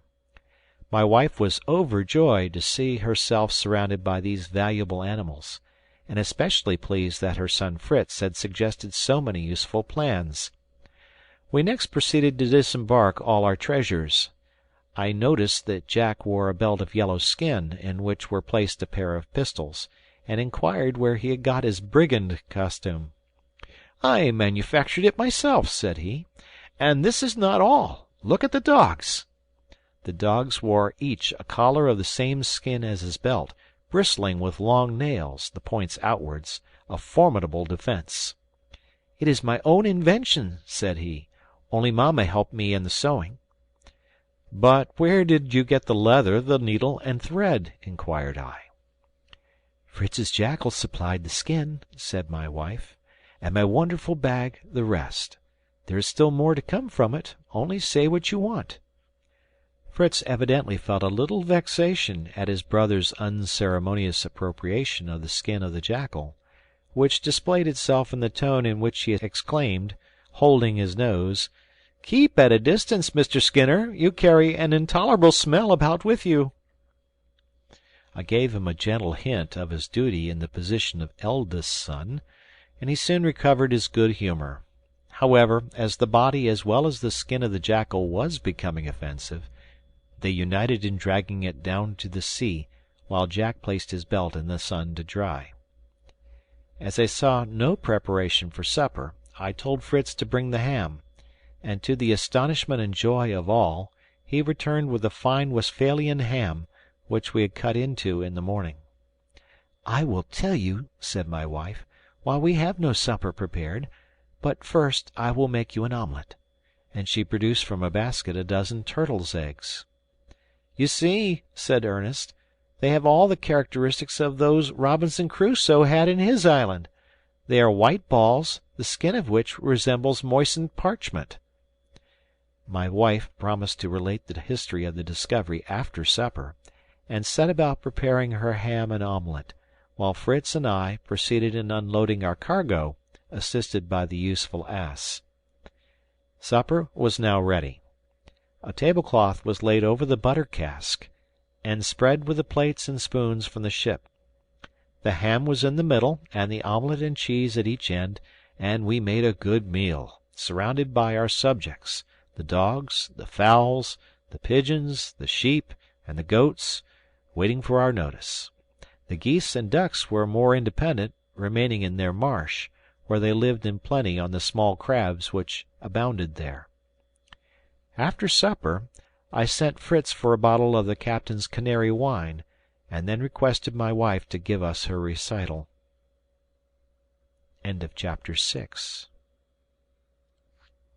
Chapter 7. "I will spare you the history of the first day," said my good Elizabeth, "spent in anxiety about you, and attending to the signals. But this morning, being satisfied that all was going right, I sought, before the boys got up, a shady place to rest in, but in vain. I believe this barren shore has not a single tree on it. Then I began to consider on the necessity of searching for a more comfortable spot for our residence, and determined, after a slight repast, to set out with my children across the river on a journey of discovery. The day before, Jack had busied himself in skinning the jackal with his knife, sharpened on the rock. Ernest declining to assist him in his dirty work, for which I reproved him, sorry that any fastidiousness should deter him from a labor of benefit to society. Jack proceeded to clean the skin as well as he was able, then procured from the nail chest some long flat-headed nails, and inserted them closely through the long pieces of skin he had cut for collars. He then cut some sailcloth, and made a double lining over the heads of the nails, and finished by giving me the delicate office of sewing them together, which I could not but comply with. His belt he first stretched on a plank, nailing it down, and exposing it to the sun, lest it should shrink in drying. Now, for our journey, we took our game bags and some hunting knives. The boys carried provisions, and I had a large flask of water. I took a small hatchet, and gave Ernest a carbine, which might be loaded with ball, keeping his light gun for myself. I carefully secured the opening of the tent with the hooks. Turk went before, evidently considering himself our guide, and we crossed the river with some difficulty. As we proceeded, I could not help feeling thankful that you had so early taught the boys to use firearms properly, as the defence of my youngest boy and myself now depended on the 2 boys of 10 and 12 years of age. When we attained the hill you described to us, I was charmed with the smiling prospect, and for the first time since our shipwreck ventured to hope for better things. I had remarked a beautiful wood, to which I determined to make our way, for a little shade, and a most painful progress it was, through grass that was higher than the children's heads.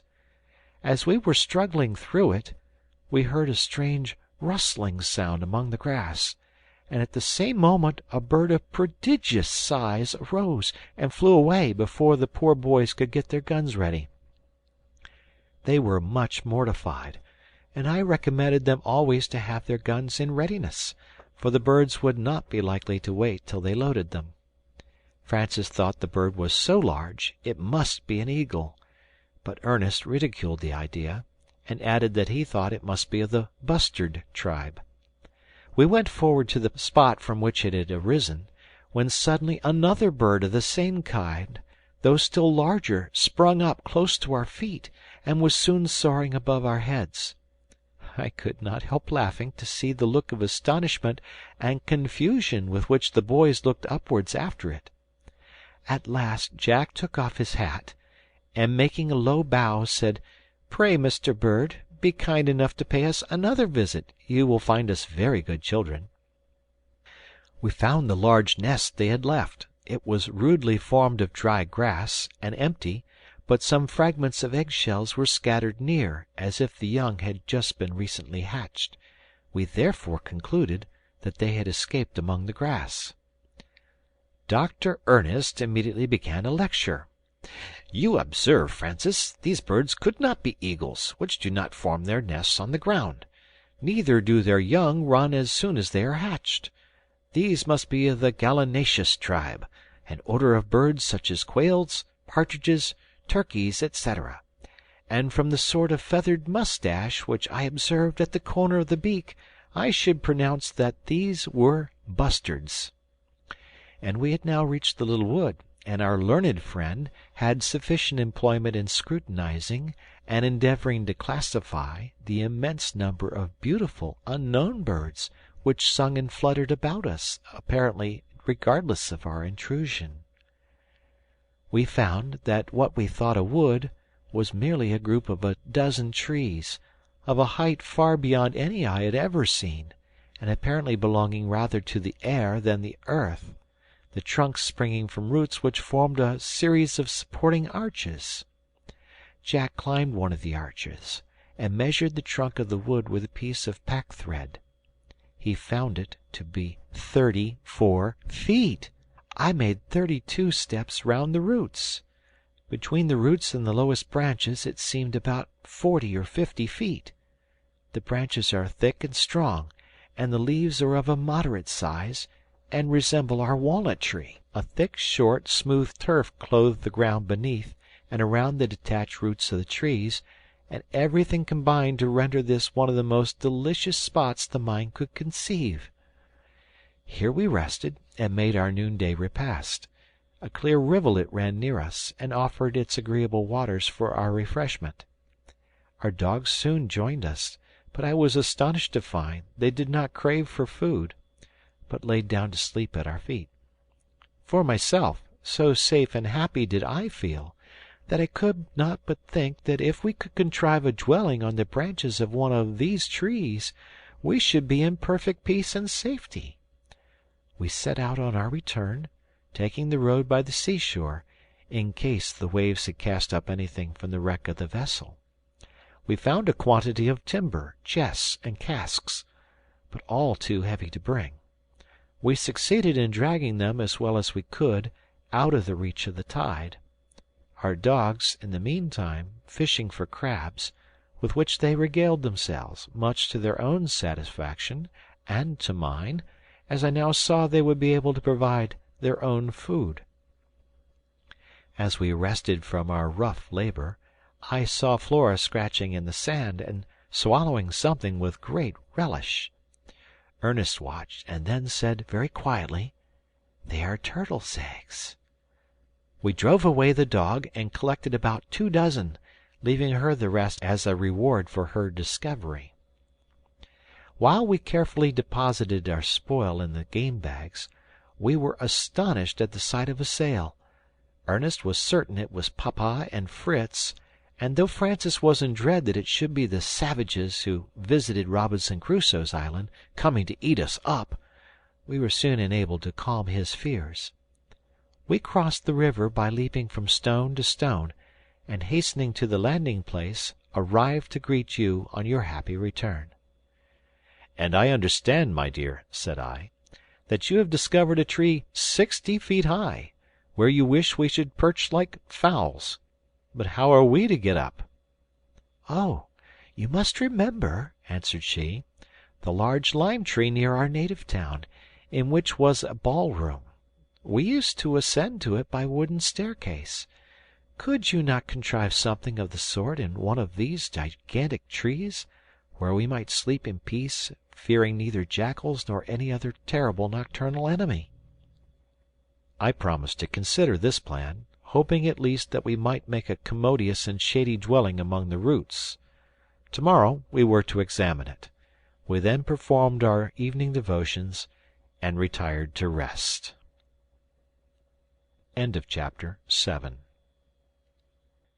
Chapter 8. "Now, my dear Elizabeth," said I, waking early next morning, "let us talk a little on this grand project of changing our residence, to which there are many objections. First, it seems wise to remain on the spot where Providence has cast us, where we can have at once means of support drawn from the ship, and security from all attacks, protected by the rock, the river, and the sea on all sides." My wife distrusted the river, which could not protect us from the jackals, and complained of the intolerable heat of this sandy desert, of her distaste for such food as oysters and wild geese, and lastly, of her agony of mind when we ventured to the wreck, willingly renouncing all its treasures and begging that we might rest content with the blessings we already had. "There is some truth in your objections," said I, "and perhaps we may erect a dwelling under the roots of your favorite tree.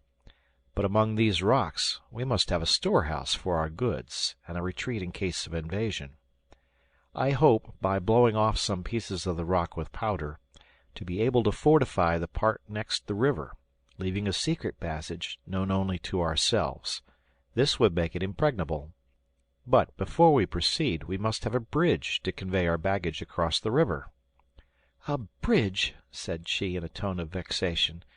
"Then when shall we get from here? Why cannot we ford it as usual? The cow and ass could carry our stores." I explained to her how necessary it was for our ammunition and provision to be conveyed over without risk of wetting, and begged her to manufacture some bags and baskets, and leave the bridge to me and my boys. If we succeeded, it would always be useful.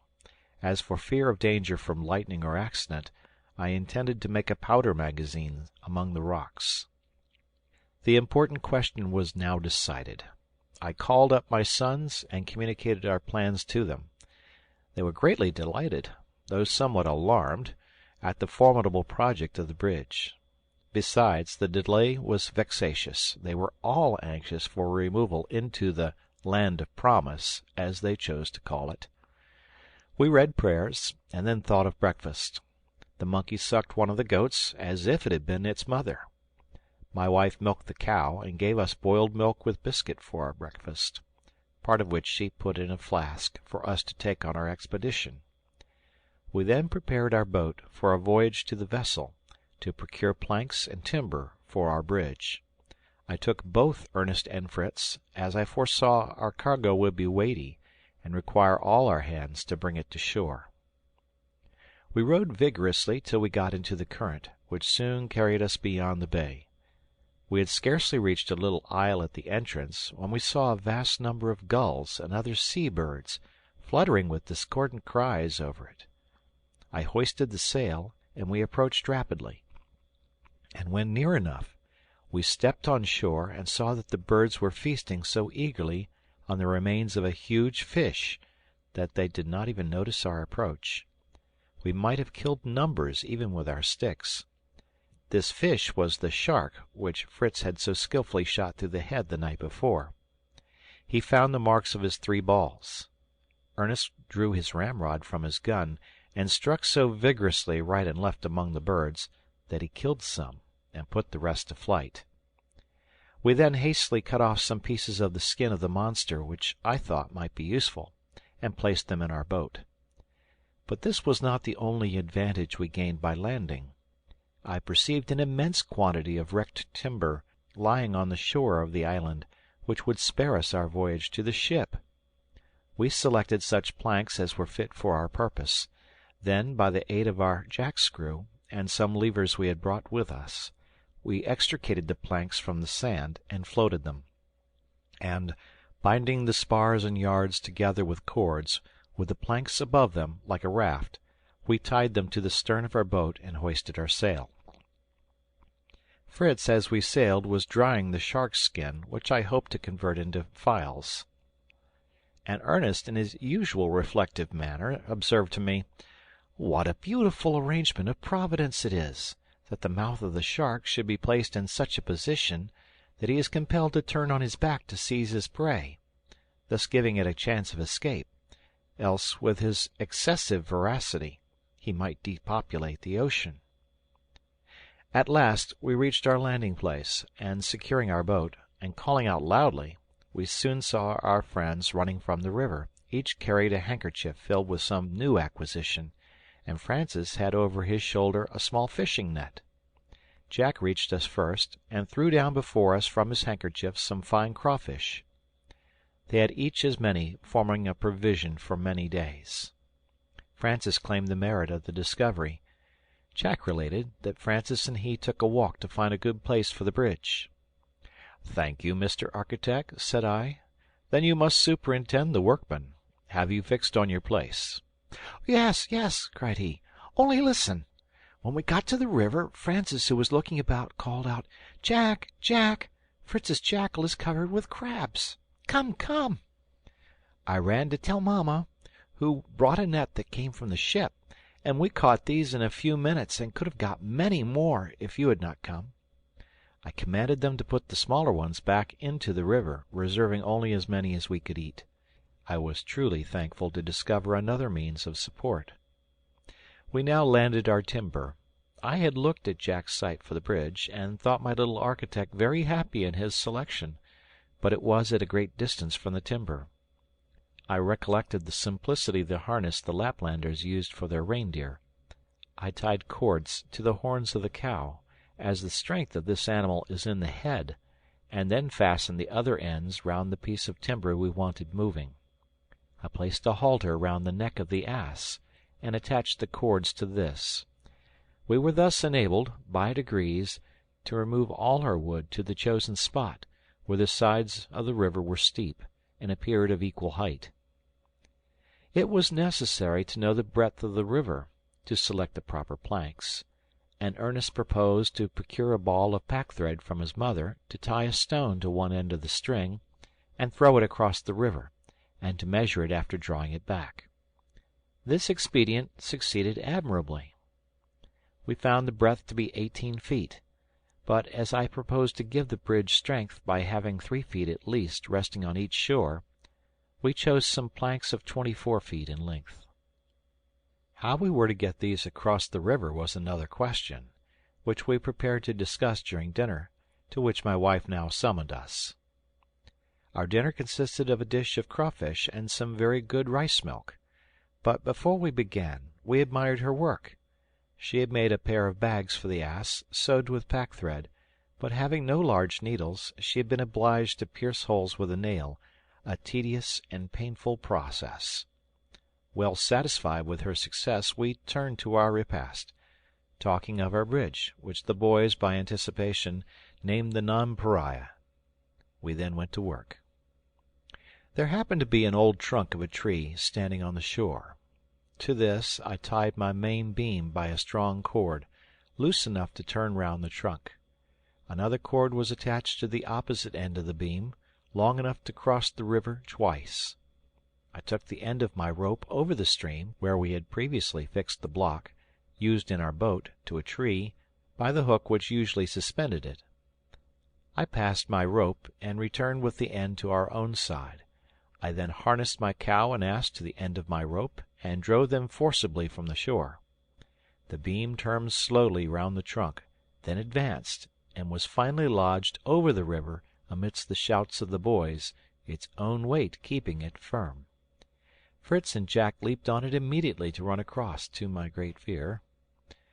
We succeeded in placing 4 strong beams in the same way, and by the aid of my sons I arranged them at a convenient distance from each other, that we might have a broad and good bridge. We then laid down planks close together across the beams, but not fixed, as in time of danger it might be necessary rapidly to remove the bridge. My wife and I were as much excited as the children, and ran across with delight. Our bridge was at least 10 feet broad. Thoroughly fatigued with our day of labor, we returned home, supped, and offered thanks to God, and went to rest. End of chapter. Chapter 9. The next morning, after prayers, I assembled my family. We took a solemn leave of our first place of refuge. I cautioned my sons to be prudent and on their guard, and especially to remain together during our journey. We then prepared for departure. We assembled the cattle, the bags were fixed across the backs of the cow and the ass, and loaded with all our heavy baggage, our cooking utensils, and provisions consisting of biscuits, butter, cheese, and portable soup, our hammocks and blankets, the captain's service of plate, were all carefully packed in the bags, equally poised on each side of the animals. All was ready, when my wife came in haste with her inexhaustible bag, requesting a place for it. Neither would she consent to leave the poultry as food for the jackals. Above all, Francis must have a place. He could not possibly walk all the way. I was amused with the exactions of the sex, but consented to all, and made a good place for Francis between the bags on the back of the ass. The elder boys returned in despair. They could not succeed in catching the fowls. But the experienced mother laughed at them, and said she would soon capture them. "If you do," said my pert little Jack, "I will be contented to be roasted in the place of the first chicken taken." "Then, my poor Jack," said his mother, "you'll soon be on the spit. Remember that intellect has always more power than mere bodily exertion. Look here." She scattered a few handfuls of grain before the tent, calling the fowls. They soon all assembled, including the pigeons. Then throwing down more inside the tent, they followed her. It was now only necessary to close the entrance, and they were all soon taken, tied by the wings and feet, and being placed in baskets covered with nets, were added to the rest of our luggage on the backs of the animals. Finally, we conveyed inside the tent all we could not carry away, closing the entrance and barricading it with chests and casks, thus confiding all our possessions to the care of God. We set out on our pilgrimage, each carrying a game bag and a gun. My wife and her eldest son led the way, followed by the heavily laden cow and ass. The third division consisted of the goats driven by Jack, the little monkey seated on the back of its nurse and grimacing to our great amusement. Next came Ernest with the sheep, and I followed, superintending the whole. Our gallant dogs acted as aides-de-camp, and were continually passing from the front to the rear rank. Our march was slow, but orderly, and quite patriarchal. "We are now travelling across the deserts as our first fathers did," said I, "and as the Arabs, Tartars, and other nomad nations do to this day, followed by their flocks and herds. But these people generally have strong camels to bear their burdens, instead of a poor ass and cow. I hope this may be the last of our pilgrimages." My wife also hoped that, once under the shade of her marvelous trees, we should have no temptation to travel further. We now crossed our new bridge, and here the party was happily augmented by a new arrival. The sow had proved very mutinous at setting out, and we had been compelled to leave her. She now voluntarily joined us, seeing we were actually departing, but continued to grunt loudly her disapprobation of our proceedings. After we had crossed the river, we had another embarrassment. The rich grass tempted our animals to stray off to feed, and but for our dogs, we should never have been able to master them again. But for fear of further accident, I commanded my advance guard to take the road by the coast, which offered no temptation to our troops.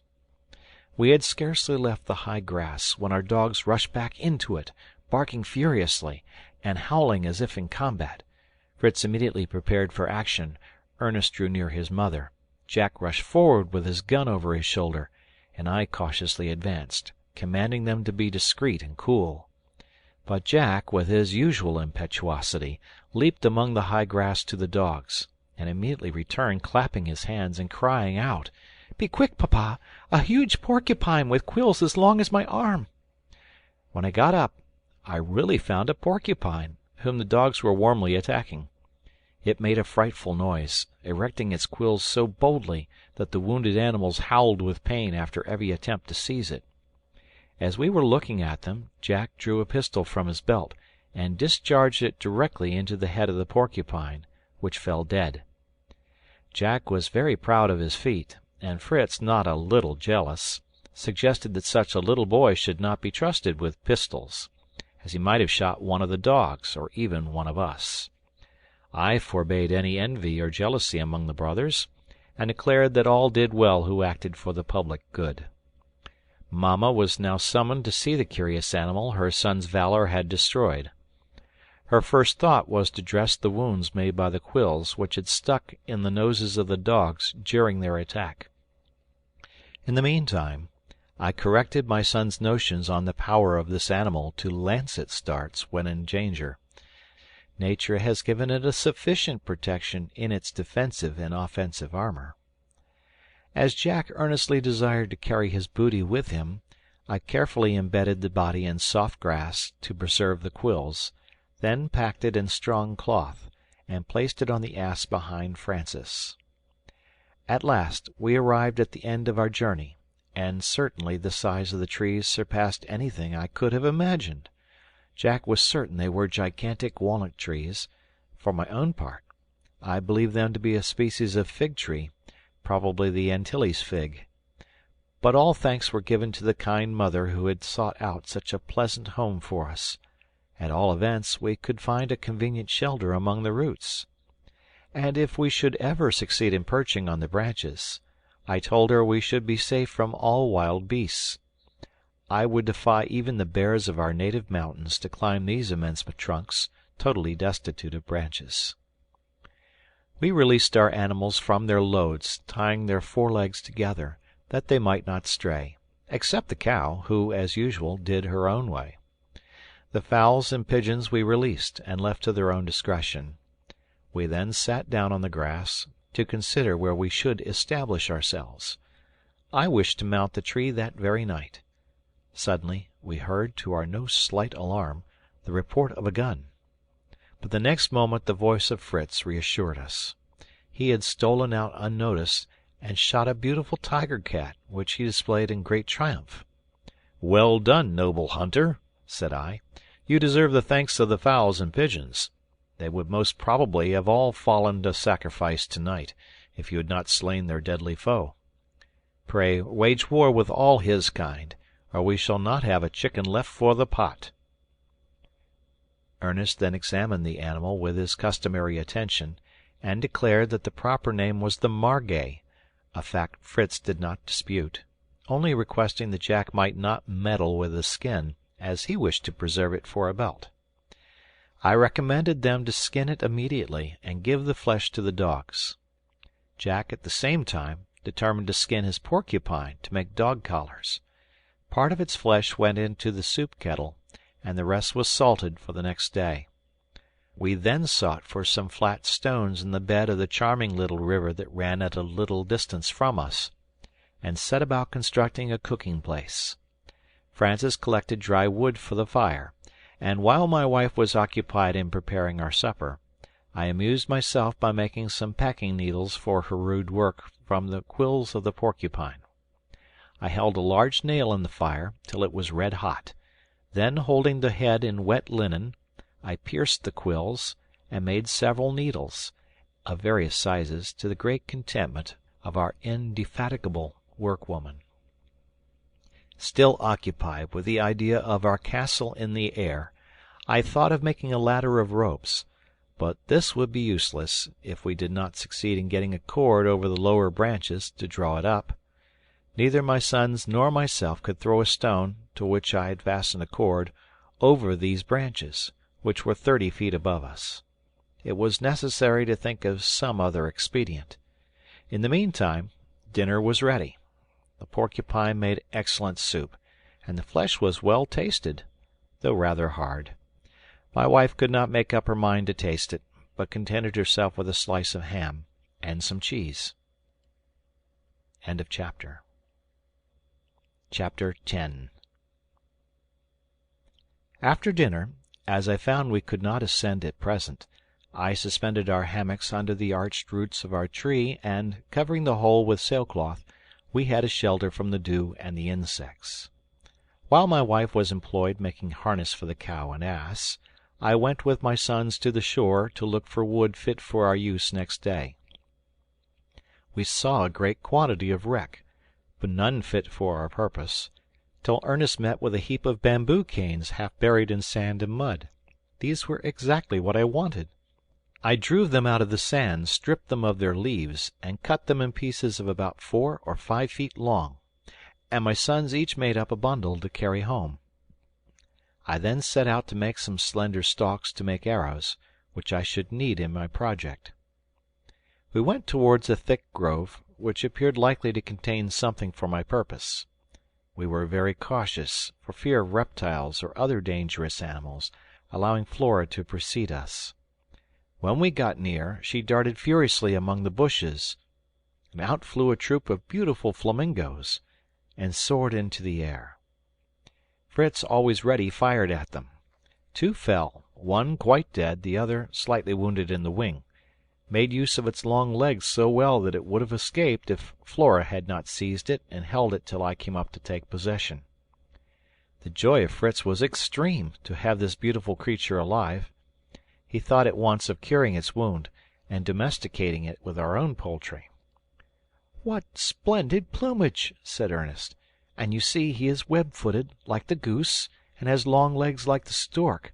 Thus he can run as fast on land as he can swim in the water." "Yes," said I, "and fly as quickly in the air. These birds are remarkable for the power and strength of their wings. Few birds have so many advantages." My boys occupied themselves in binding their captive and dressing his wound, while I sought some of the canes which had done flowering, to cut off the hard ends, to point my arrows. These are used by the savages of the Antilles. I then selected the highest canes I could meet with, to assist me in measuring, by a geometrical process, the height of the tree.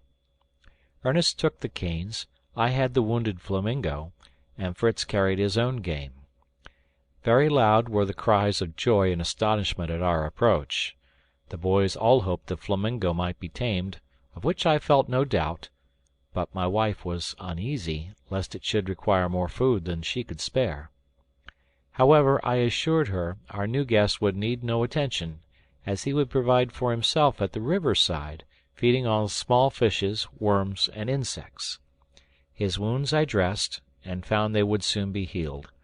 I then tied him to a stake near the river, by a cord long enough to allow him to fish at his pleasure, and in fact, in a few days, he learned to know us, and was quite domesticated. Meantime, my boys had been trying to measure the tree with the long canes I had brought, and came laughing to report to me that I ought to have got them 10 times as long to reach even the lowest branches. "There is a simpler mode than that," said I, "which geometry teaches us, and by which the highest mountains can be measured." I then showed the method of measuring heights by triangles and imaginary lines, using canes of different lengths and cords instead of mathematical instruments. My result was 30 feet to the lowest branches. This experiment filled the boys with wonder, and desired to become acquainted with this useful exact science, which, happily, I was able to teach them fully. I now ordered Fritz to measure our strong cord, and the little ones to collect all the small string and wind it. I then took a strong bamboo, and made a bow of it, and some arrows of the slender canes, filling them with wet sand to give them weight, and feathering them from the dead flamingo. As soon as my work was completed, the boys crowded round me, all begging to try the bow and arrows. I begged them to be patient, and asked my wife to supply me with a ball of thick, strong thread. The enchanted bag did not fail us. The very ball I wanted appeared at her summons. This, my little ones declared, must be magic, but I explained to them that prudence, foresight, and presence of mind in danger, such as their good mother had displayed, produced more miracles than magic. I then tied the end of the ball of thread to one of my arrows, fixed it in my bow, and sent it directly over one of the thickest of the lower branches of the tree, and, falling to the ground, it drew the thread after it. Charmed with this result, I hastened to complete my ladder. Fritz had measured our ropes, and found 2 of 40 feet each, exactly what I wanted. These I stretched on the ground at about 1 foot distance from each other. Fritz cut pieces of cane 2 feet long, which Ernest passed to me. I placed these in knots which I had made in the cords, at about a foot distance from each other, and Jack fastened each end with a long nail, to prevent its slipping. In a very short time our ladder was completed, and, tying it to the end of the cord which went over the branch, we drew it up without difficulty. All the boys were anxious to ascend, but I chose Jack as the lightest and most active. Accordingly, he ascended, while his brothers and myself held the ladder firm by the end of the cord. Fritz followed him, conveying a bag with nails and hammer. They were soon perched on the branches, huzzaing to us. Fritz secured the ladder so firmly to the branch that I had no hesitation in ascending myself. I carried with me a large pulley fixed to the end of a rope, which I attached to a branch above us, to enable us to raise the planks necessary to form the groundwork of our habitation. I smoothed the branches a little by aid of my axe, sending the boys down to be out of my way. After completing my day's work, I descended by the light of the moon, and was alarmed to find that Fritz and Jack were not below, and still more so, when I heard their clear, sweet voices at the summit of the tree, singing the evening hymn, as if to sanctify our future abode. They had climbed the tree instead of descending, and, filled with wonder and reverence at the sublime view below, had burst out into the hymn of thanksgiving to God. I could not scold my dear boys when they descended, but directed them to assemble the animals, and to collect wood to keep up fires during the night, in order to drive away any wild beasts that might be near. My wife then displayed her work, complete harness for her 2 beasts of burden, and in return I promised her we would establish ourselves next day in the tree. Supper was now ready. 1 piece of the porcupine was roasted by the fire, smelling deliciously. Another piece formed a rich soup. A cloth was spread on the turf. The ham, cheese, butter, and biscuits were placed upon it. My wife first assembled the fowls, by throwing some grain to them, to accustom them to the place. We soon saw the pigeons fly to roost on the higher branches of the trees, while the fowls perched on the ladder. The beasts we tied to the roots close to us. Now that our cares were over, we sat down to a merry and excellent repast by moonlight. Then, after the prayers of the evening, I kindled our watch-fires, and we all lay down to rest in our hammocks. The boys were rather discontented, and complained of their cramped position, longing for the freedom of their beds of moss. But I instructed them to lie, as sailors do, diagonally, and swinging the hammock, and told them that brave Swiss boys might sleep as the sailors of all nations were compelled to sleep. After some stifled sighs and groans, all sank to rest except myself, kept awake by anxiety for the safety of the rest. End of chapter. Chapter 11. My anxiety kept me awake till near morning, when, after a short sleep, I rose, and we were soon all at work. My wife, after milking the cow and goats, harnessed the cow and ass, and set out to search for driftwood for our use. In the meantime, I mounted the ladder with Fritz, and we set to work stoutly, with axe and saw, to rid ourselves of all useless branches. Some about 6 feet above our foundation I left, to suspend our hammocks from, and others, a little higher, to support the roof, which, at present, was to be merely sailcloth. My wife succeeded in collecting us some boards and planks, which, with her assistance, and the aid of the pulley, we hoisted up. We then arranged them on the level branches close to each other, in such a manner as to form a smooth and solid floor. I made a sort of parapet round, to prevent accidents. By degrees our dwelling began to assume a distinct form. The sailcloth was raised over the high branches, forming a roof, and being brought down on each side, was nailed to the parapet. The immense trunk protected the back of our apartment, and the front was open to admit the breeze from the sea, which was visible from this elevation. We hoisted our hammocks and blankets by the pulley, and suspended them. My son and I then descended, and as our day was not yet exhausted, we set about constructing a rude table and some benches, from the remainder of our wood, which we placed beneath the roots of the tree, henceforward to be our dining-room. The little boys collected the chips and pieces of wood for firewood, while their mamma prepared supper, which we needed much after the extraordinary fatigues of this day. The next day, however, being Sunday, we looked forward to as a day of rest, of recreation, and thanksgiving to the great God who had preserved us. Supper was now ready. My wife took a large earthen pot from the fire, which contained a good stew made of the flamingo, which Ernest had told her was an old bird and would not be eatable if dressed any other way. His brothers laughed heartily and called him the cook. He was, however, quite right.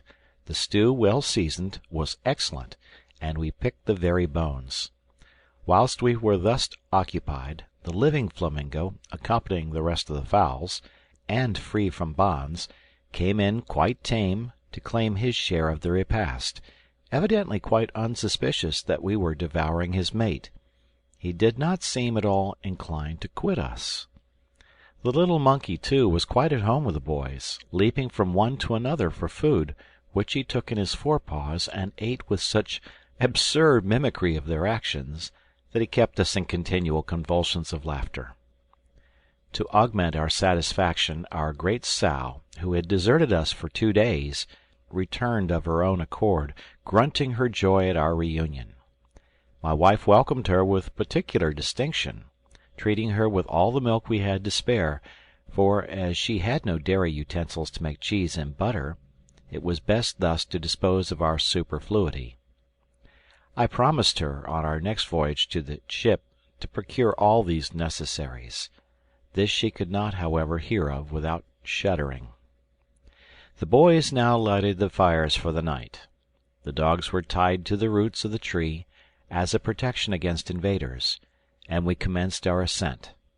My 3 eldest sons soon ran up the ladder. My wife followed, with more deliberation, but arrived safely.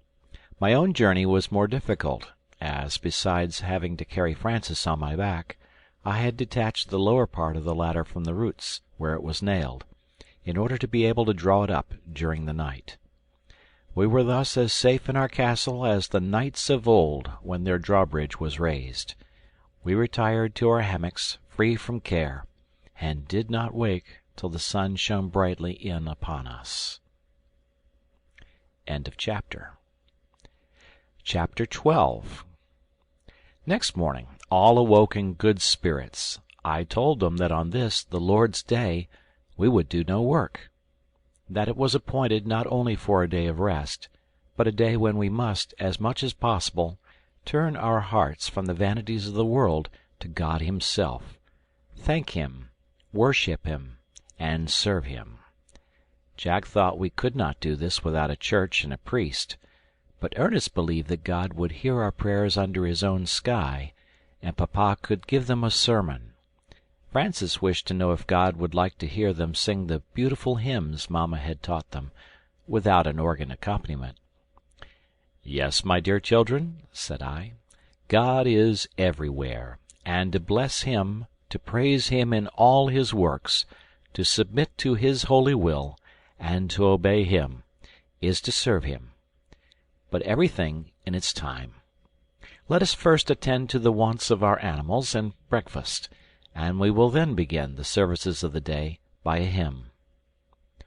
We descended and breakfasted on warm milk, fed our animals, and then my children and their mother seated on the turf, I placed myself on a little eminence before them, and after the service of the day, which I knew by heart, and singing some portions of the 119th Psalm, I told them a little allegory. There was once on a time a great king, whose kingdom was called the land of light and reality, because there reigned there constant light and incessant activity. On the most remote frontier of this kingdom, towards the north, there was another large kingdom, equally subject to his rule, and of which none but himself knew the immense extent.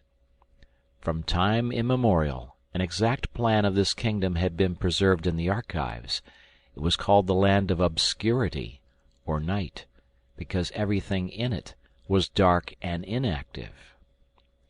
In the most fertile and agreeable part of the empire of reality, the king had a magnificent residence called the Heavenly City, where he held his brilliant court. Millions of servants executed his wishes, still more were ready to receive his orders. The first were clothed in glittering robes, whiter than snow, for white was the color of the great king, as the emblem of purity. Others were clothed in armor, shining like the colors of the rainbow, and carried flaming swords in their hands. Each, at his master's nod, flew like lightning to accomplish his will. All his servants, faithful, vigilant, bold, and ardent, were united in friendship, and could imagine no happiness greater than the favor of their master. There were some, less elevated, who were still good, rich, and happy in the favors of their sovereign, to whom all his subjects were alike, and were treated by him as his children. Not far from the frontiers, the great king possessed a desert island, which he desired to people and cultivate, in order to make it, for a time, the abode of those of his subjects whom he intended to admit by degrees into his heavenly city, a favor he wished to bestow on the greatest number possible. This island was called Earthly Abode, and he who had passed some time there worthily was to be received into all the happiness of the heavenly city. To attain this, the great king equipped a fleet to transport the colonists, whom he chose from the kingdom of night, to this island, where he gave them light and activity, advantages they had not known before. Think how joyful their arrival would be! The land was fertile when cultivated, and all was prepared to make the time pass agreeably, till they were admitted to their highest honors. At the moment of embarkation, the great king sent his own son, who spoke thus to them in his name: "My dear children, I have called you from inaction and insensibility to render you happy by feeling, by action, by life. Never forget I am your king, and obey my commands, by cultivating the country I confide to you. Every one will receive his portion of land, and wise and learned men are appointed to explain my will to you. I wish you all to acquire the knowledge of my laws, and that every father should keep a copy to read daily to his children, that they may never be forgotten. And on the first day of the week you must all assemble as brothers in one place, to hear these laws read and explained. Thus it will be easy for every one to learn the best method of improving his land, what to plant, and how to cleanse it from the tares that might choke the good seed. All may ask what they desire, and every reasonable demand will be granted, if it be conformable to the great end. If you feel grateful for these benefits, and testify it by increased activity, and by occupying yourself on this day in expressing your gratitude to me, I will take care this day of rest shall be a benefit and not a loss. I wish that all your useful animals, and even the wild beasts of the plains, should on this day repose in peace. He who obeys my commands in earthly abode shall receive a rich reward in the heavenly city.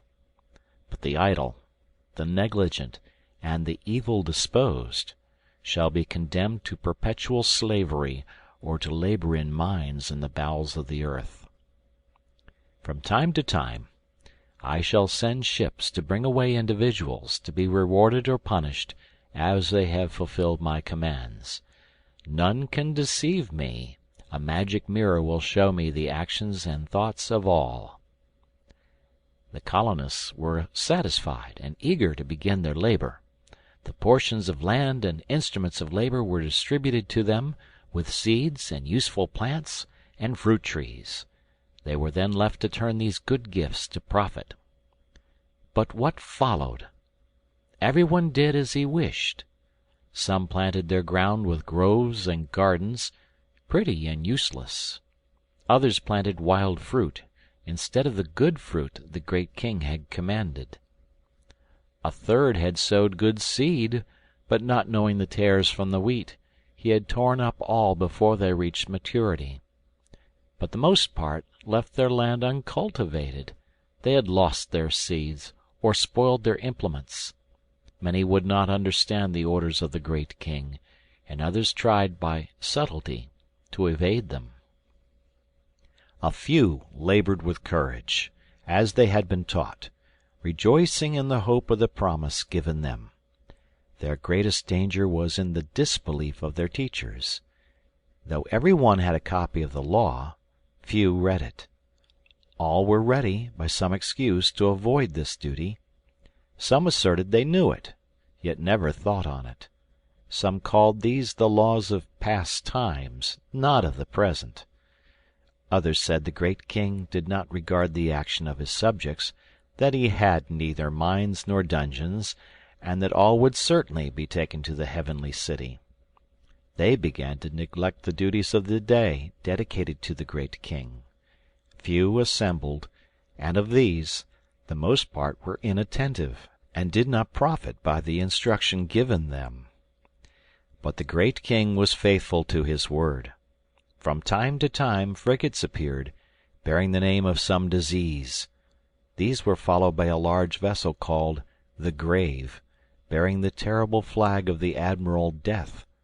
This flag was of two colors, green and black, and appeared to the colonists, according to their state, the smiling color of hope or the gloomy hue of despair. This fleet always arrived unexpectedly, and was usually unwelcome. The officers were sent out by the admiral to seize those he pointed out. Many who were unwilling were compelled to go, and others whose land was prepared, and even the harvest ripening, were summoned. But these went joyfully, sure that they went to happiness. The fleet being ready, sailed for the heavenly city. Then the great king in his justice awarded the punishments and recompenses. Excuses were now too late. The negligent and disobedient were sent to labor in the dark mines, while the faithful and obedient, arrayed in bright robes, were received into their glorious abodes of happiness. I have finished my parable, my dear children. Reflect on it, and profit by it. Fritz, what do you think of it? "I am considering the goodness of the great king, and the ingratitude of his people," answered he. "And how foolish they were," said Ernest. "With a little prudence they might have kept their land in good condition, and secured a pleasant life afterwards." "Away with them to the mines!" cried Jack. "They richly deserve such a doom." "How much I should like," said Francis, "to see those soldiers in their shining armor." "I hope you will see them some day, my dear boy, if you continue to be good and obedient." I then explained my parable fully, and applied the moral to each of my sons directly. You, Fritz, should take warning from the people who planted wild fruit, and wish to make them pass for good fruit, such as those who are proud of natural virtues, easy to exercise, such as bodily strength or physical courage, and place these above the qualities which are only attained by labor and patience. You, Ernest, must remember the subjects who laid out their land in flowery gardens, like those who seek the pleasures of life rather than the duties. And you, my thoughtless Jack, and little Francis, think of the fate of those who left their land untilled, or heedlessly sold tares for wheat. These are God's people who neither study nor reflect, who cast to the winds all instruction, and leave room in their minds for evil. Then let us all be, like the good laborers of the parable, constantly cultivating our ground, that when death comes for us, we may willingly follow him to the feet of the great King, to hear these blessed words, "Good and faithful servants, enter into the joy of your Lord." This made a great impression on my children. We concluded by singing a hymn. Then my good wife produced from her unfailing bag a copy of the Holy Scripture, from which I selected such passages as applied to our situation, and explained them to my best ability.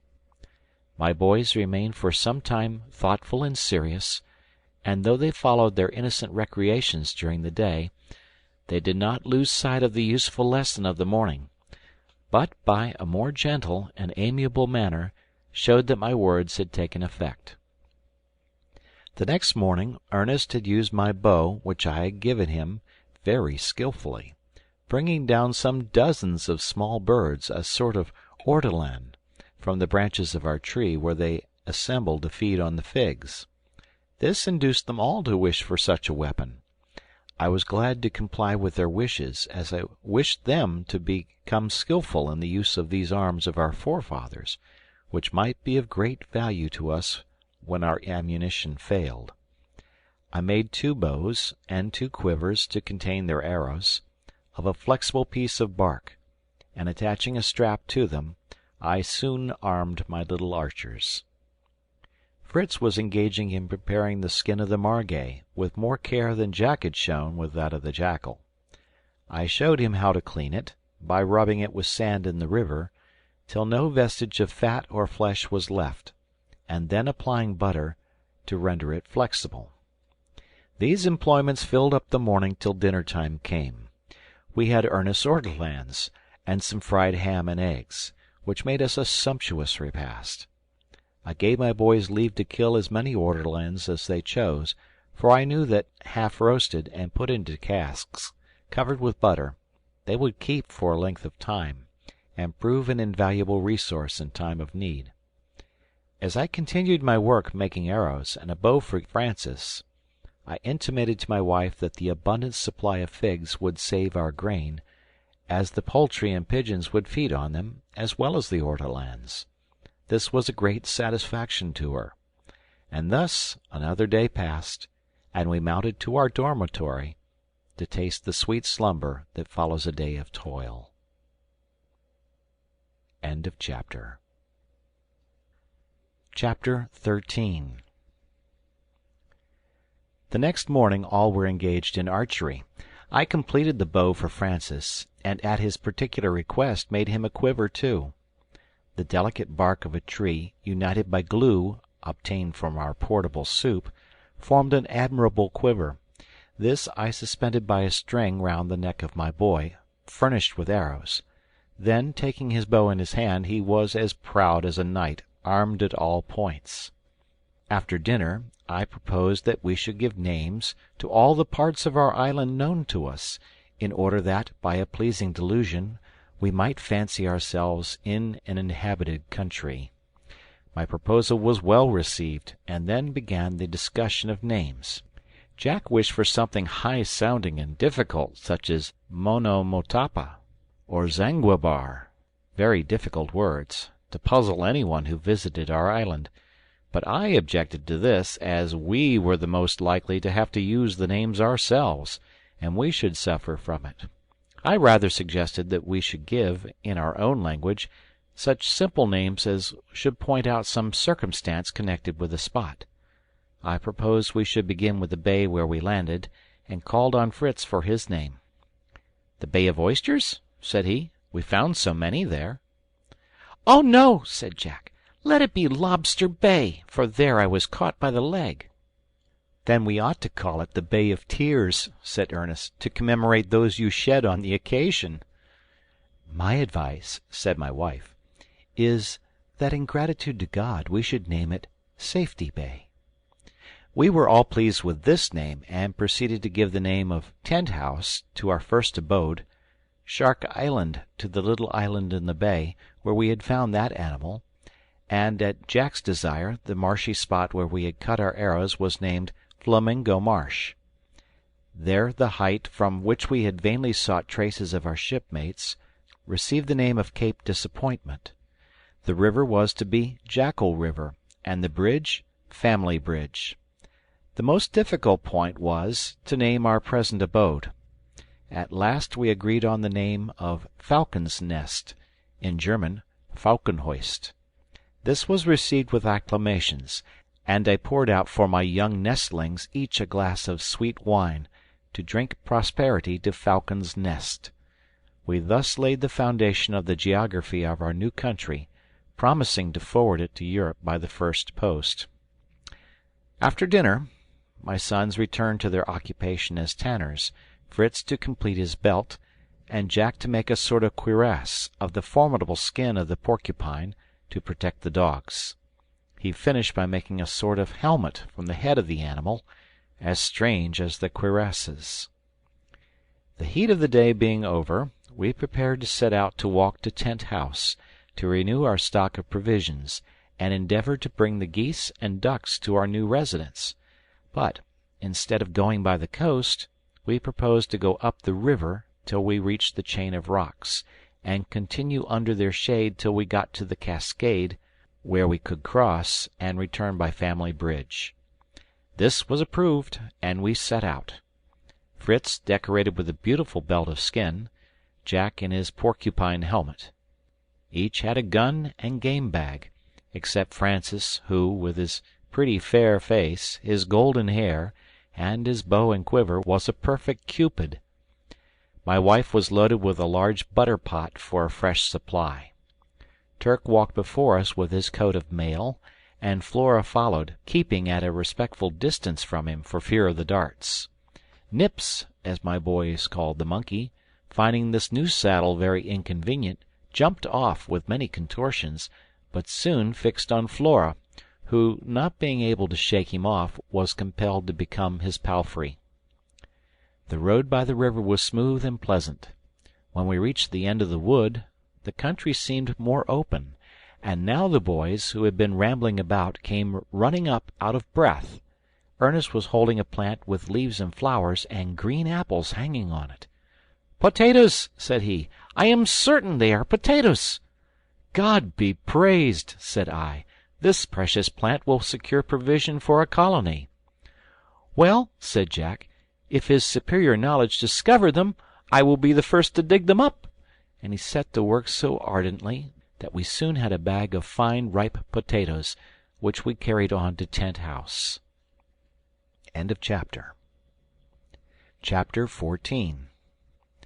We had been much delighted with the new and lovely scenery of our road, the prickly cactus and aloe with its white flowers, the Indian fig, the white and yellow jasmine, the fragrant vanilla throwing round its graceful festoons. Above all, the regal pineapple grew in profusion, and we feasted on it, for the first time, with avidity.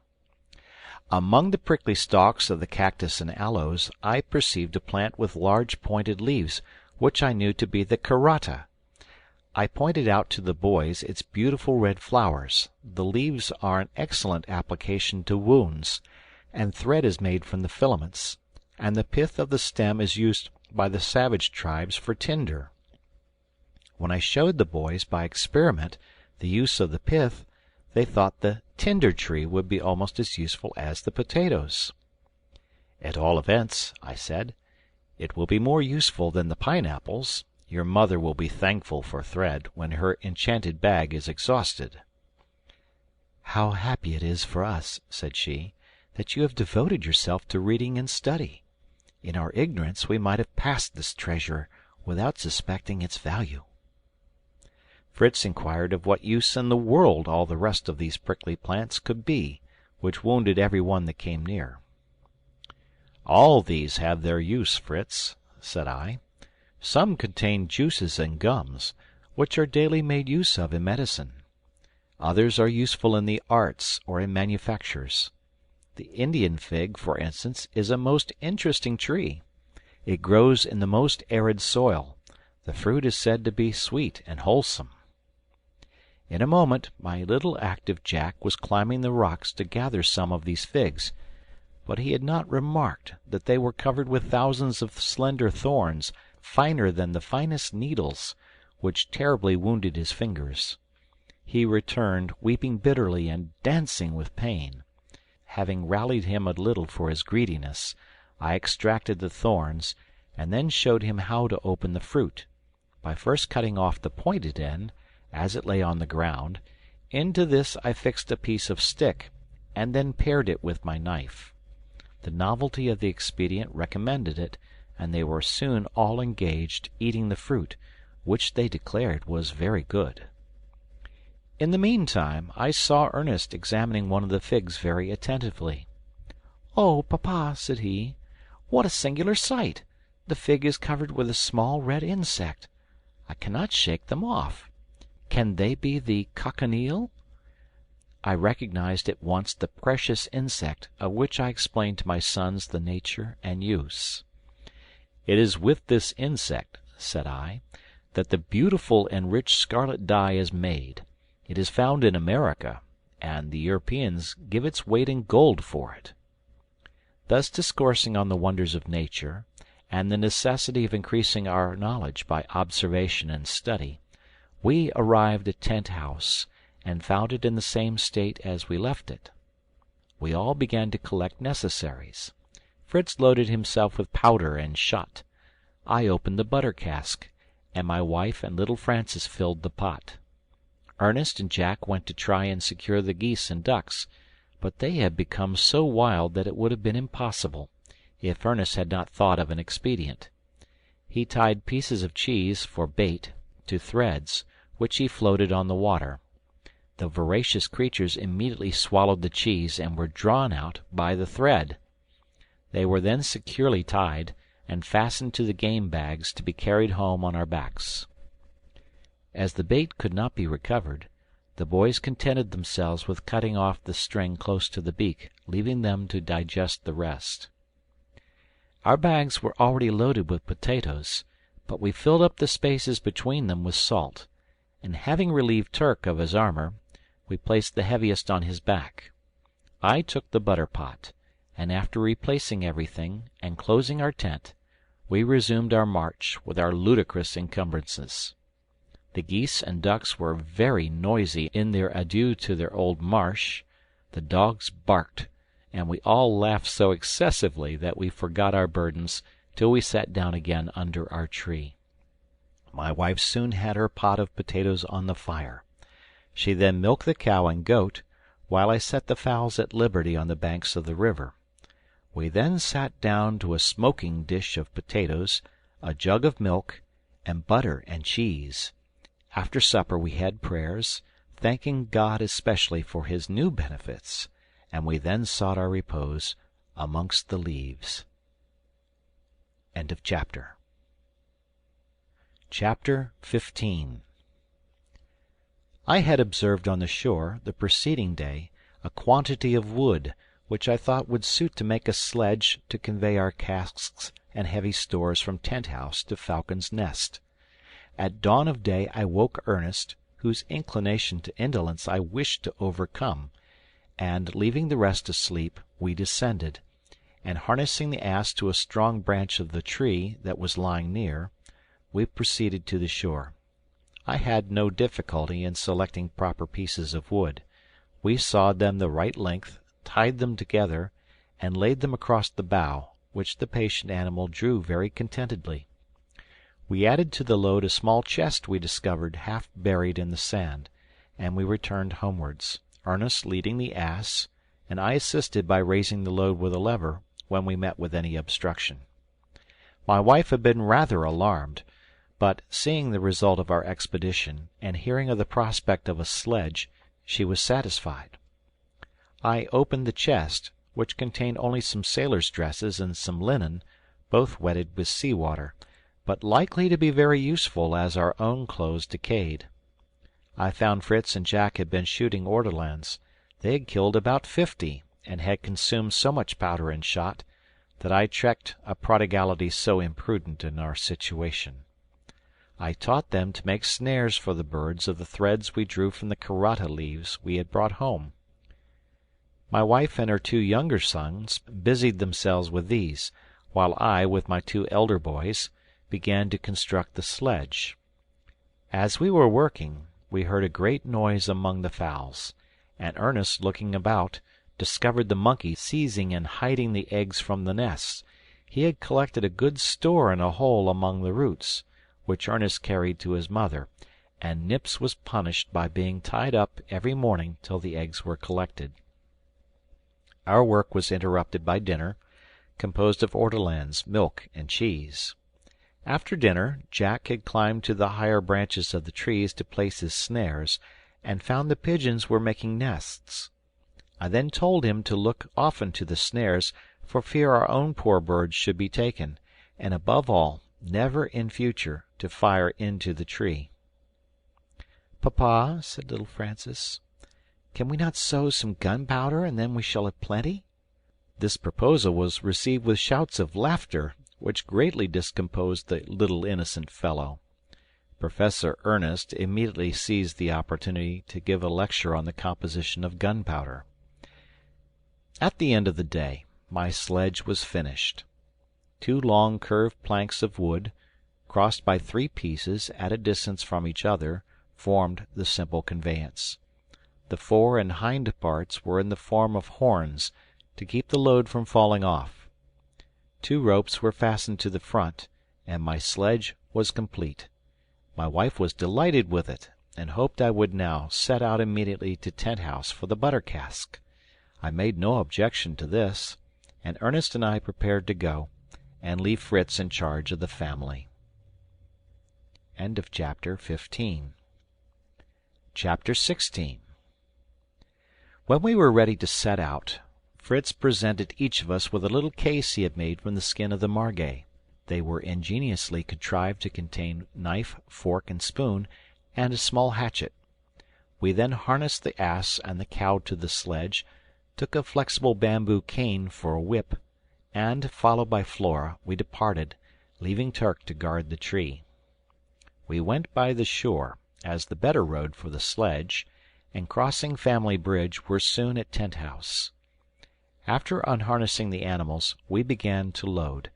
We took the cask of butter, the cheese, and the biscuit, all the rest of our utensils, powder, shot, and Turk's armor, which we had left there. These labors had so occupied us that we had not observed that our animals, attracted by the pasturage, had crossed the bridge and wandered out of sight. I sent Ernest to seek them, and in the meantime went to the bay, where I discovered some convenient little hollows in the rock that seemed cut out for baths. I called Ernest to come, and till he arrived employed myself in cutting some rushes, which I thought might be useful. When my son came, I found he had ingeniously removed the first planks from the bridge, to prevent the animals straying over again. We then had a very pleasant bath, and Ernest being out first, I sent him to the rock, where the salt was accumulated, to fill a small bag, to be transferred to the large bags on the ass. He had not been absent long, when I heard him cry out, "Papa, papa, a huge fish! I cannot hold it, it will break my line." I ran to his assistance, and found him lying on the ground on his face, tugging at his line, to which an enormous salmon was attached, and that had nearly pulled him into the water. I let it have a little more line, then drew it gently into a shallow, and secured it. It appeared about 15 pounds weight, and we pleased ourselves with the idea of presenting this to our good cook. Ernest said he remembered having remarked how this place swarmed with fish, and he took care to bring his rod with him. He had taken about a dozen small fishes, which he had in his handkerchief, before he was overpowered by the salmon. I cut the fishes open, and rubbed the inside with salt to preserve them. Then, placing them in a small box on the sledge, and adding our bags of salt, we harnessed our animals and set off homewards. When we were about half-way, Flora left us, and by her barking raised a singular animal, which seemed to leap instead of run. The irregular bounds of the animal disconcerted my aim, and though very near, I missed it. Ernest was more fortunate. He fired at it and killed it. It was an animal about the size of a sheep, with the tail of a tiger. Its head and skin were like those of a mouse, ears longer than the hair. There was a curious pouch on the belly.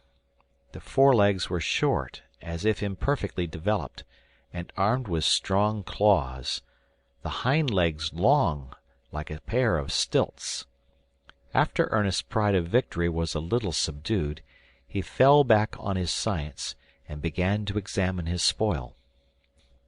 "By its teeth," said he, "it should belong to the family of rodents or gnawers; by its legs, to the jumpers; and by its pouch, to the opossum tribe." This gave me the right clue. "Then," said I, "this must be the animal Cook first discovered in New Holland, and it is called the kangaroo." We now tied the legs of the animal together, and, putting a stick through, carried it to the sledge very carefully, for Ernest was anxious to preserve the beautiful skin. Our animals were heavily laden, but, giving them a little rest and some fresh grass, we once more started, and in a short time reached Falcon's Nest. My wife had been employed during our absence in washing the clothes of the 3 boys, clothing them in the meantime from the sailor's chest we had found a few days before. Their appearance was excessively ridiculous, as the garments neither suited their age nor size, and caused great mirth to us all, but my wife had preferred this disguise to the alternative of their going naked. We now began to display our riches and relate our adventures. The butter and the rest of the provisions were very welcome, and the salmon still more so, but the sight of the kangaroo produced screams of admiration. Fritz displayed a little jealousy, but soon surmounted it by an exertion of his nobler feelings, and only the keen eye of a father could have discovered it. He congratulated Ernest warmly, but could not help begging to accompany me next time. "I promise you that," said I, "as a reward for the conquest you have achieved over your jealousy of your brother. But remember, I could not have given you a greater proof of my confidence than in leaving you to protect your mother and brothers. A noble mind finds its purest joy in the accomplishment of its duty, and to that willingly sacrifices its inclination. But," I added, in a low tone, lest I should distress my wife, "I propose another expedition to the vessel, and you must accompany me." We then fed our tired animals, giving them some salt with their grass, a great treat to them. Some salmon was prepared for dinner, and the rest salted. After dinner I hung up the kangaroo till next day, when we intended to salt and smoke the flesh. Evening arrived, and an excellent supper of fish, ortolans, and potatoes refreshed us, and, after thanks to God, we retired to rest. End of chapter. Chapter 17. I rose early, and descended the ladder, a little uneasy about my kangaroo, and found I was but just in time to save it, for my dogs had so enjoyed their repast on the entrails, which I had given them the night before, that they wished to appropriate the rest. They had succeeded in tearing off the head which was in their reach, and were devouring it in a sort of growling partnership. As we had no store-room for our provision, I decided to administer a little correction as a warning to these gluttons. I gave them some smart strokes with a cane, and they fled howling to the stable under the roots. Their cries roused my wife, who came down, and though she could not but allow the chastisement to be just and prudent, she was so moved by compassion that she consoled the poor sufferers with some remains of last night's supper. I now carefully stripped the kangaroo of his elegant skin, and washing myself and changing my dress after this unpleasant operation, I joined my family at breakfast. I then announced my plan of visiting the vessel, and ordered Fritz to begin preparations. My wife resigned herself mournfully to the necessity. When we were ready to depart, Ernest and Jack were not to be found. Their mother suspected they had gone to get potatoes. This calmed my apprehension, but I charged her to reprimand them for going without leave. We set out towards Tent House, leaving Flora to protect the household, and taking our guns as usual. We had scarcely left the wood and were approaching Jackal River, when we heard piercing cries, and suddenly Ernest and Jack leaped from a thicket, delighted, as Jack said, in having succeeded in their plan of accompanying us, and, moreover, in making us believe we were beset with savages. They were, however, disappointed.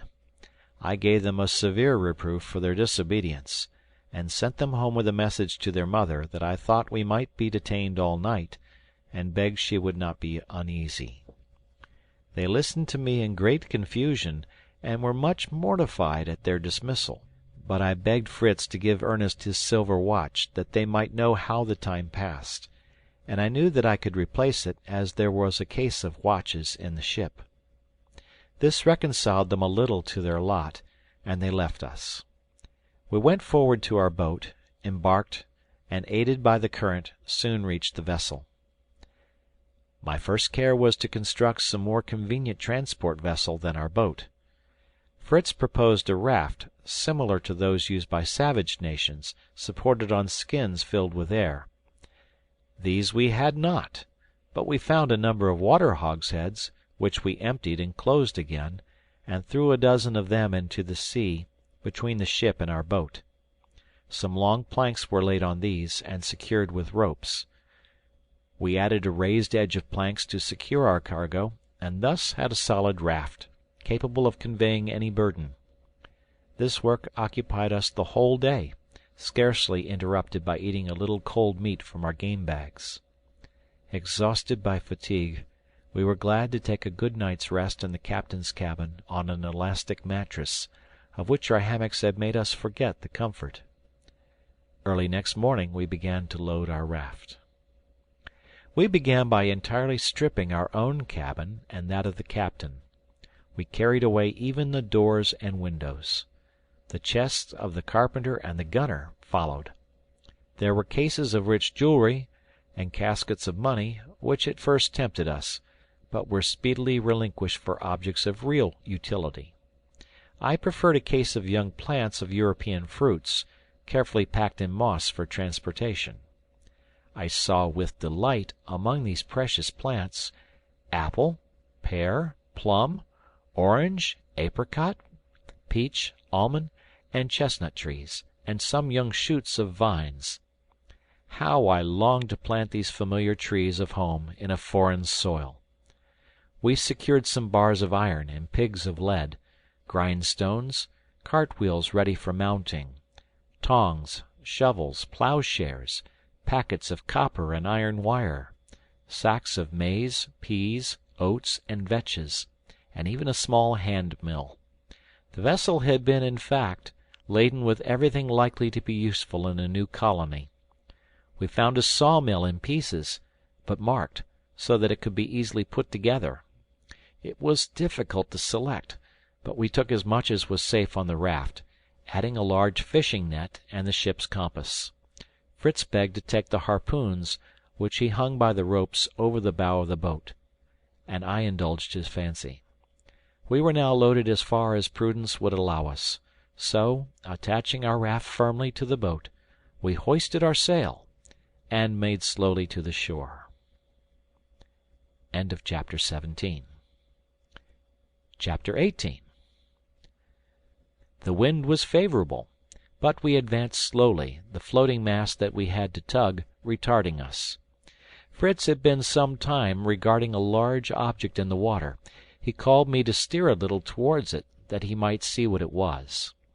I went to the rudder and made the movement. Immediately I heard the whistling of the cord, and felt a shock, then a second, which was followed by a rapid motion of the boat. "We're going to founder!" cried I. "What's the matter?" "I've caught it!" shouted Fritz. "I've harpooned it in the neck. It is a turtle." I saw the harpoon shining at a distance, and the turtle was rapidly drawing us along by the line.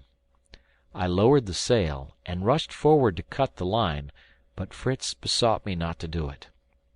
He assured me there was no danger, and that he himself would release us, if necessary. I reluctantly consented, and saw our whole convoy drawn by an animal whose agony increased its strength. As we drew near the shore, I endeavoured to steer so that we might not strike and be capsized. I saw after a few minutes that our conductor again wanted to make out to sea. I therefore hoisted the sail, and the wind being in our favour, he found resistance vain, and tugging as before, followed up the current, only taking more to the left, towards Falcon's Nest, and landing us in a shallow, rested on the shore. I leaped out of the boat, and with a hatchet soon put our powerful conductor out of his misery. Fritz uttered a shout of joy and fired off his gun, as a signal of our arrival. All came running to greet us, and great was their surprise, not only at the value of our cargo, but at the strange mode by which it had been brought into harbour. My first care was to send them for the sledge, to remove some of our load without delay, and as the ebbing tide was leaving our vessels almost dry on the sand, I profited by the opportunity to secure them. By the aid of the jack-screw and levers, we raised and brought to the shore 2 large pieces of lead from the raft. These served for anchors, and, connected to the boat and raft by strong cables, fixed them safely. As soon as the sledge arrived, we placed the turtle with some difficulty on it, as it weighed at least 300 weight. We added some lighter articles, the mattresses, some small chests, etc., and proceeded with our first load to Falcon's Nest in great spirits. As we walked on, Fritz told them of the wondrous cases of jewelry we had abandoned for things of use. Jack wished Fritz had brought him a gold snuff-box to hold curious seeds, and Francis wished for some of the money to buy gingerbread at the fair. Everybody laughed at the little simpleton, who could not help laughing himself when he remembered his distance from fairs. Arrived at home, our first care was to turn the turtle on his back, to get the excellent meat out of the shell. With my hatchet I separated the cartilages that unite the shells. The upper shell is convex, the lower one nearly flat. We had some of the turtle prepared for dinner, though my wife felt great repugnance in touching the green fat, notwithstanding my assurance of it being the chief delicacy to an epicure. We salted the remainder of the flesh, and gave the offal to the dogs. The boys were all clamorous to possess the shell, but I said it belonged to Fritz, by right of conquest, and he must dispose of it as he thought best. "Then," said he, "I will make a basin of it and place it near the river, that my mother may always keep it full of fresh water." "Very good," said I, "and we will fill our basin, as soon as we find some clay to make a solid foundation." "I found some this morning," said Jack, "a whole bed of clay, and I brought these balls home to show you." "And I have made a discovery too," said Ernest. "Look at these roots, like radishes. I have not eaten any, but the sow enjoys them very much." "A most valuable discovery indeed," said I. "If I am not mistaken, this is the root of the manioc, which, with the potatoes, would insure us from famine. Of this root they make in the West Indies a sort of bread, called cassava bread. In its natural state it contains a violent poison, but by a process of heating it becomes wholesome. The nutritious tapioca is a preparation from this root." By this time we had unloaded, and proceeded to the shore to bring a second load before night came on. We brought up 2 chests of our own clothes and property, some chests of tools, the cart-wheels, and the hand-mill, likely now to be of use for the cassava. After unloading, we sat down to an excellent supper of turtle, with potatoes instead of bread. After supper my wife said, smiling, "After such a hard day, I think I can give you something to restore you." She then brought a bottle and glasses, and filled us each a glass of clear amber-coloured wine. I found it excellent Malaga. She had been down to the shore the previous day, and there found a small cask thrown up by the waves.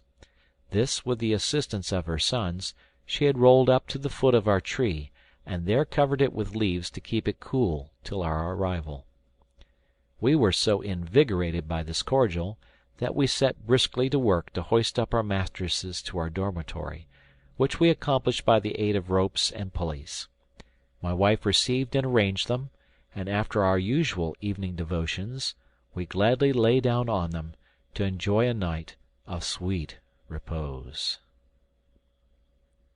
End of chapter.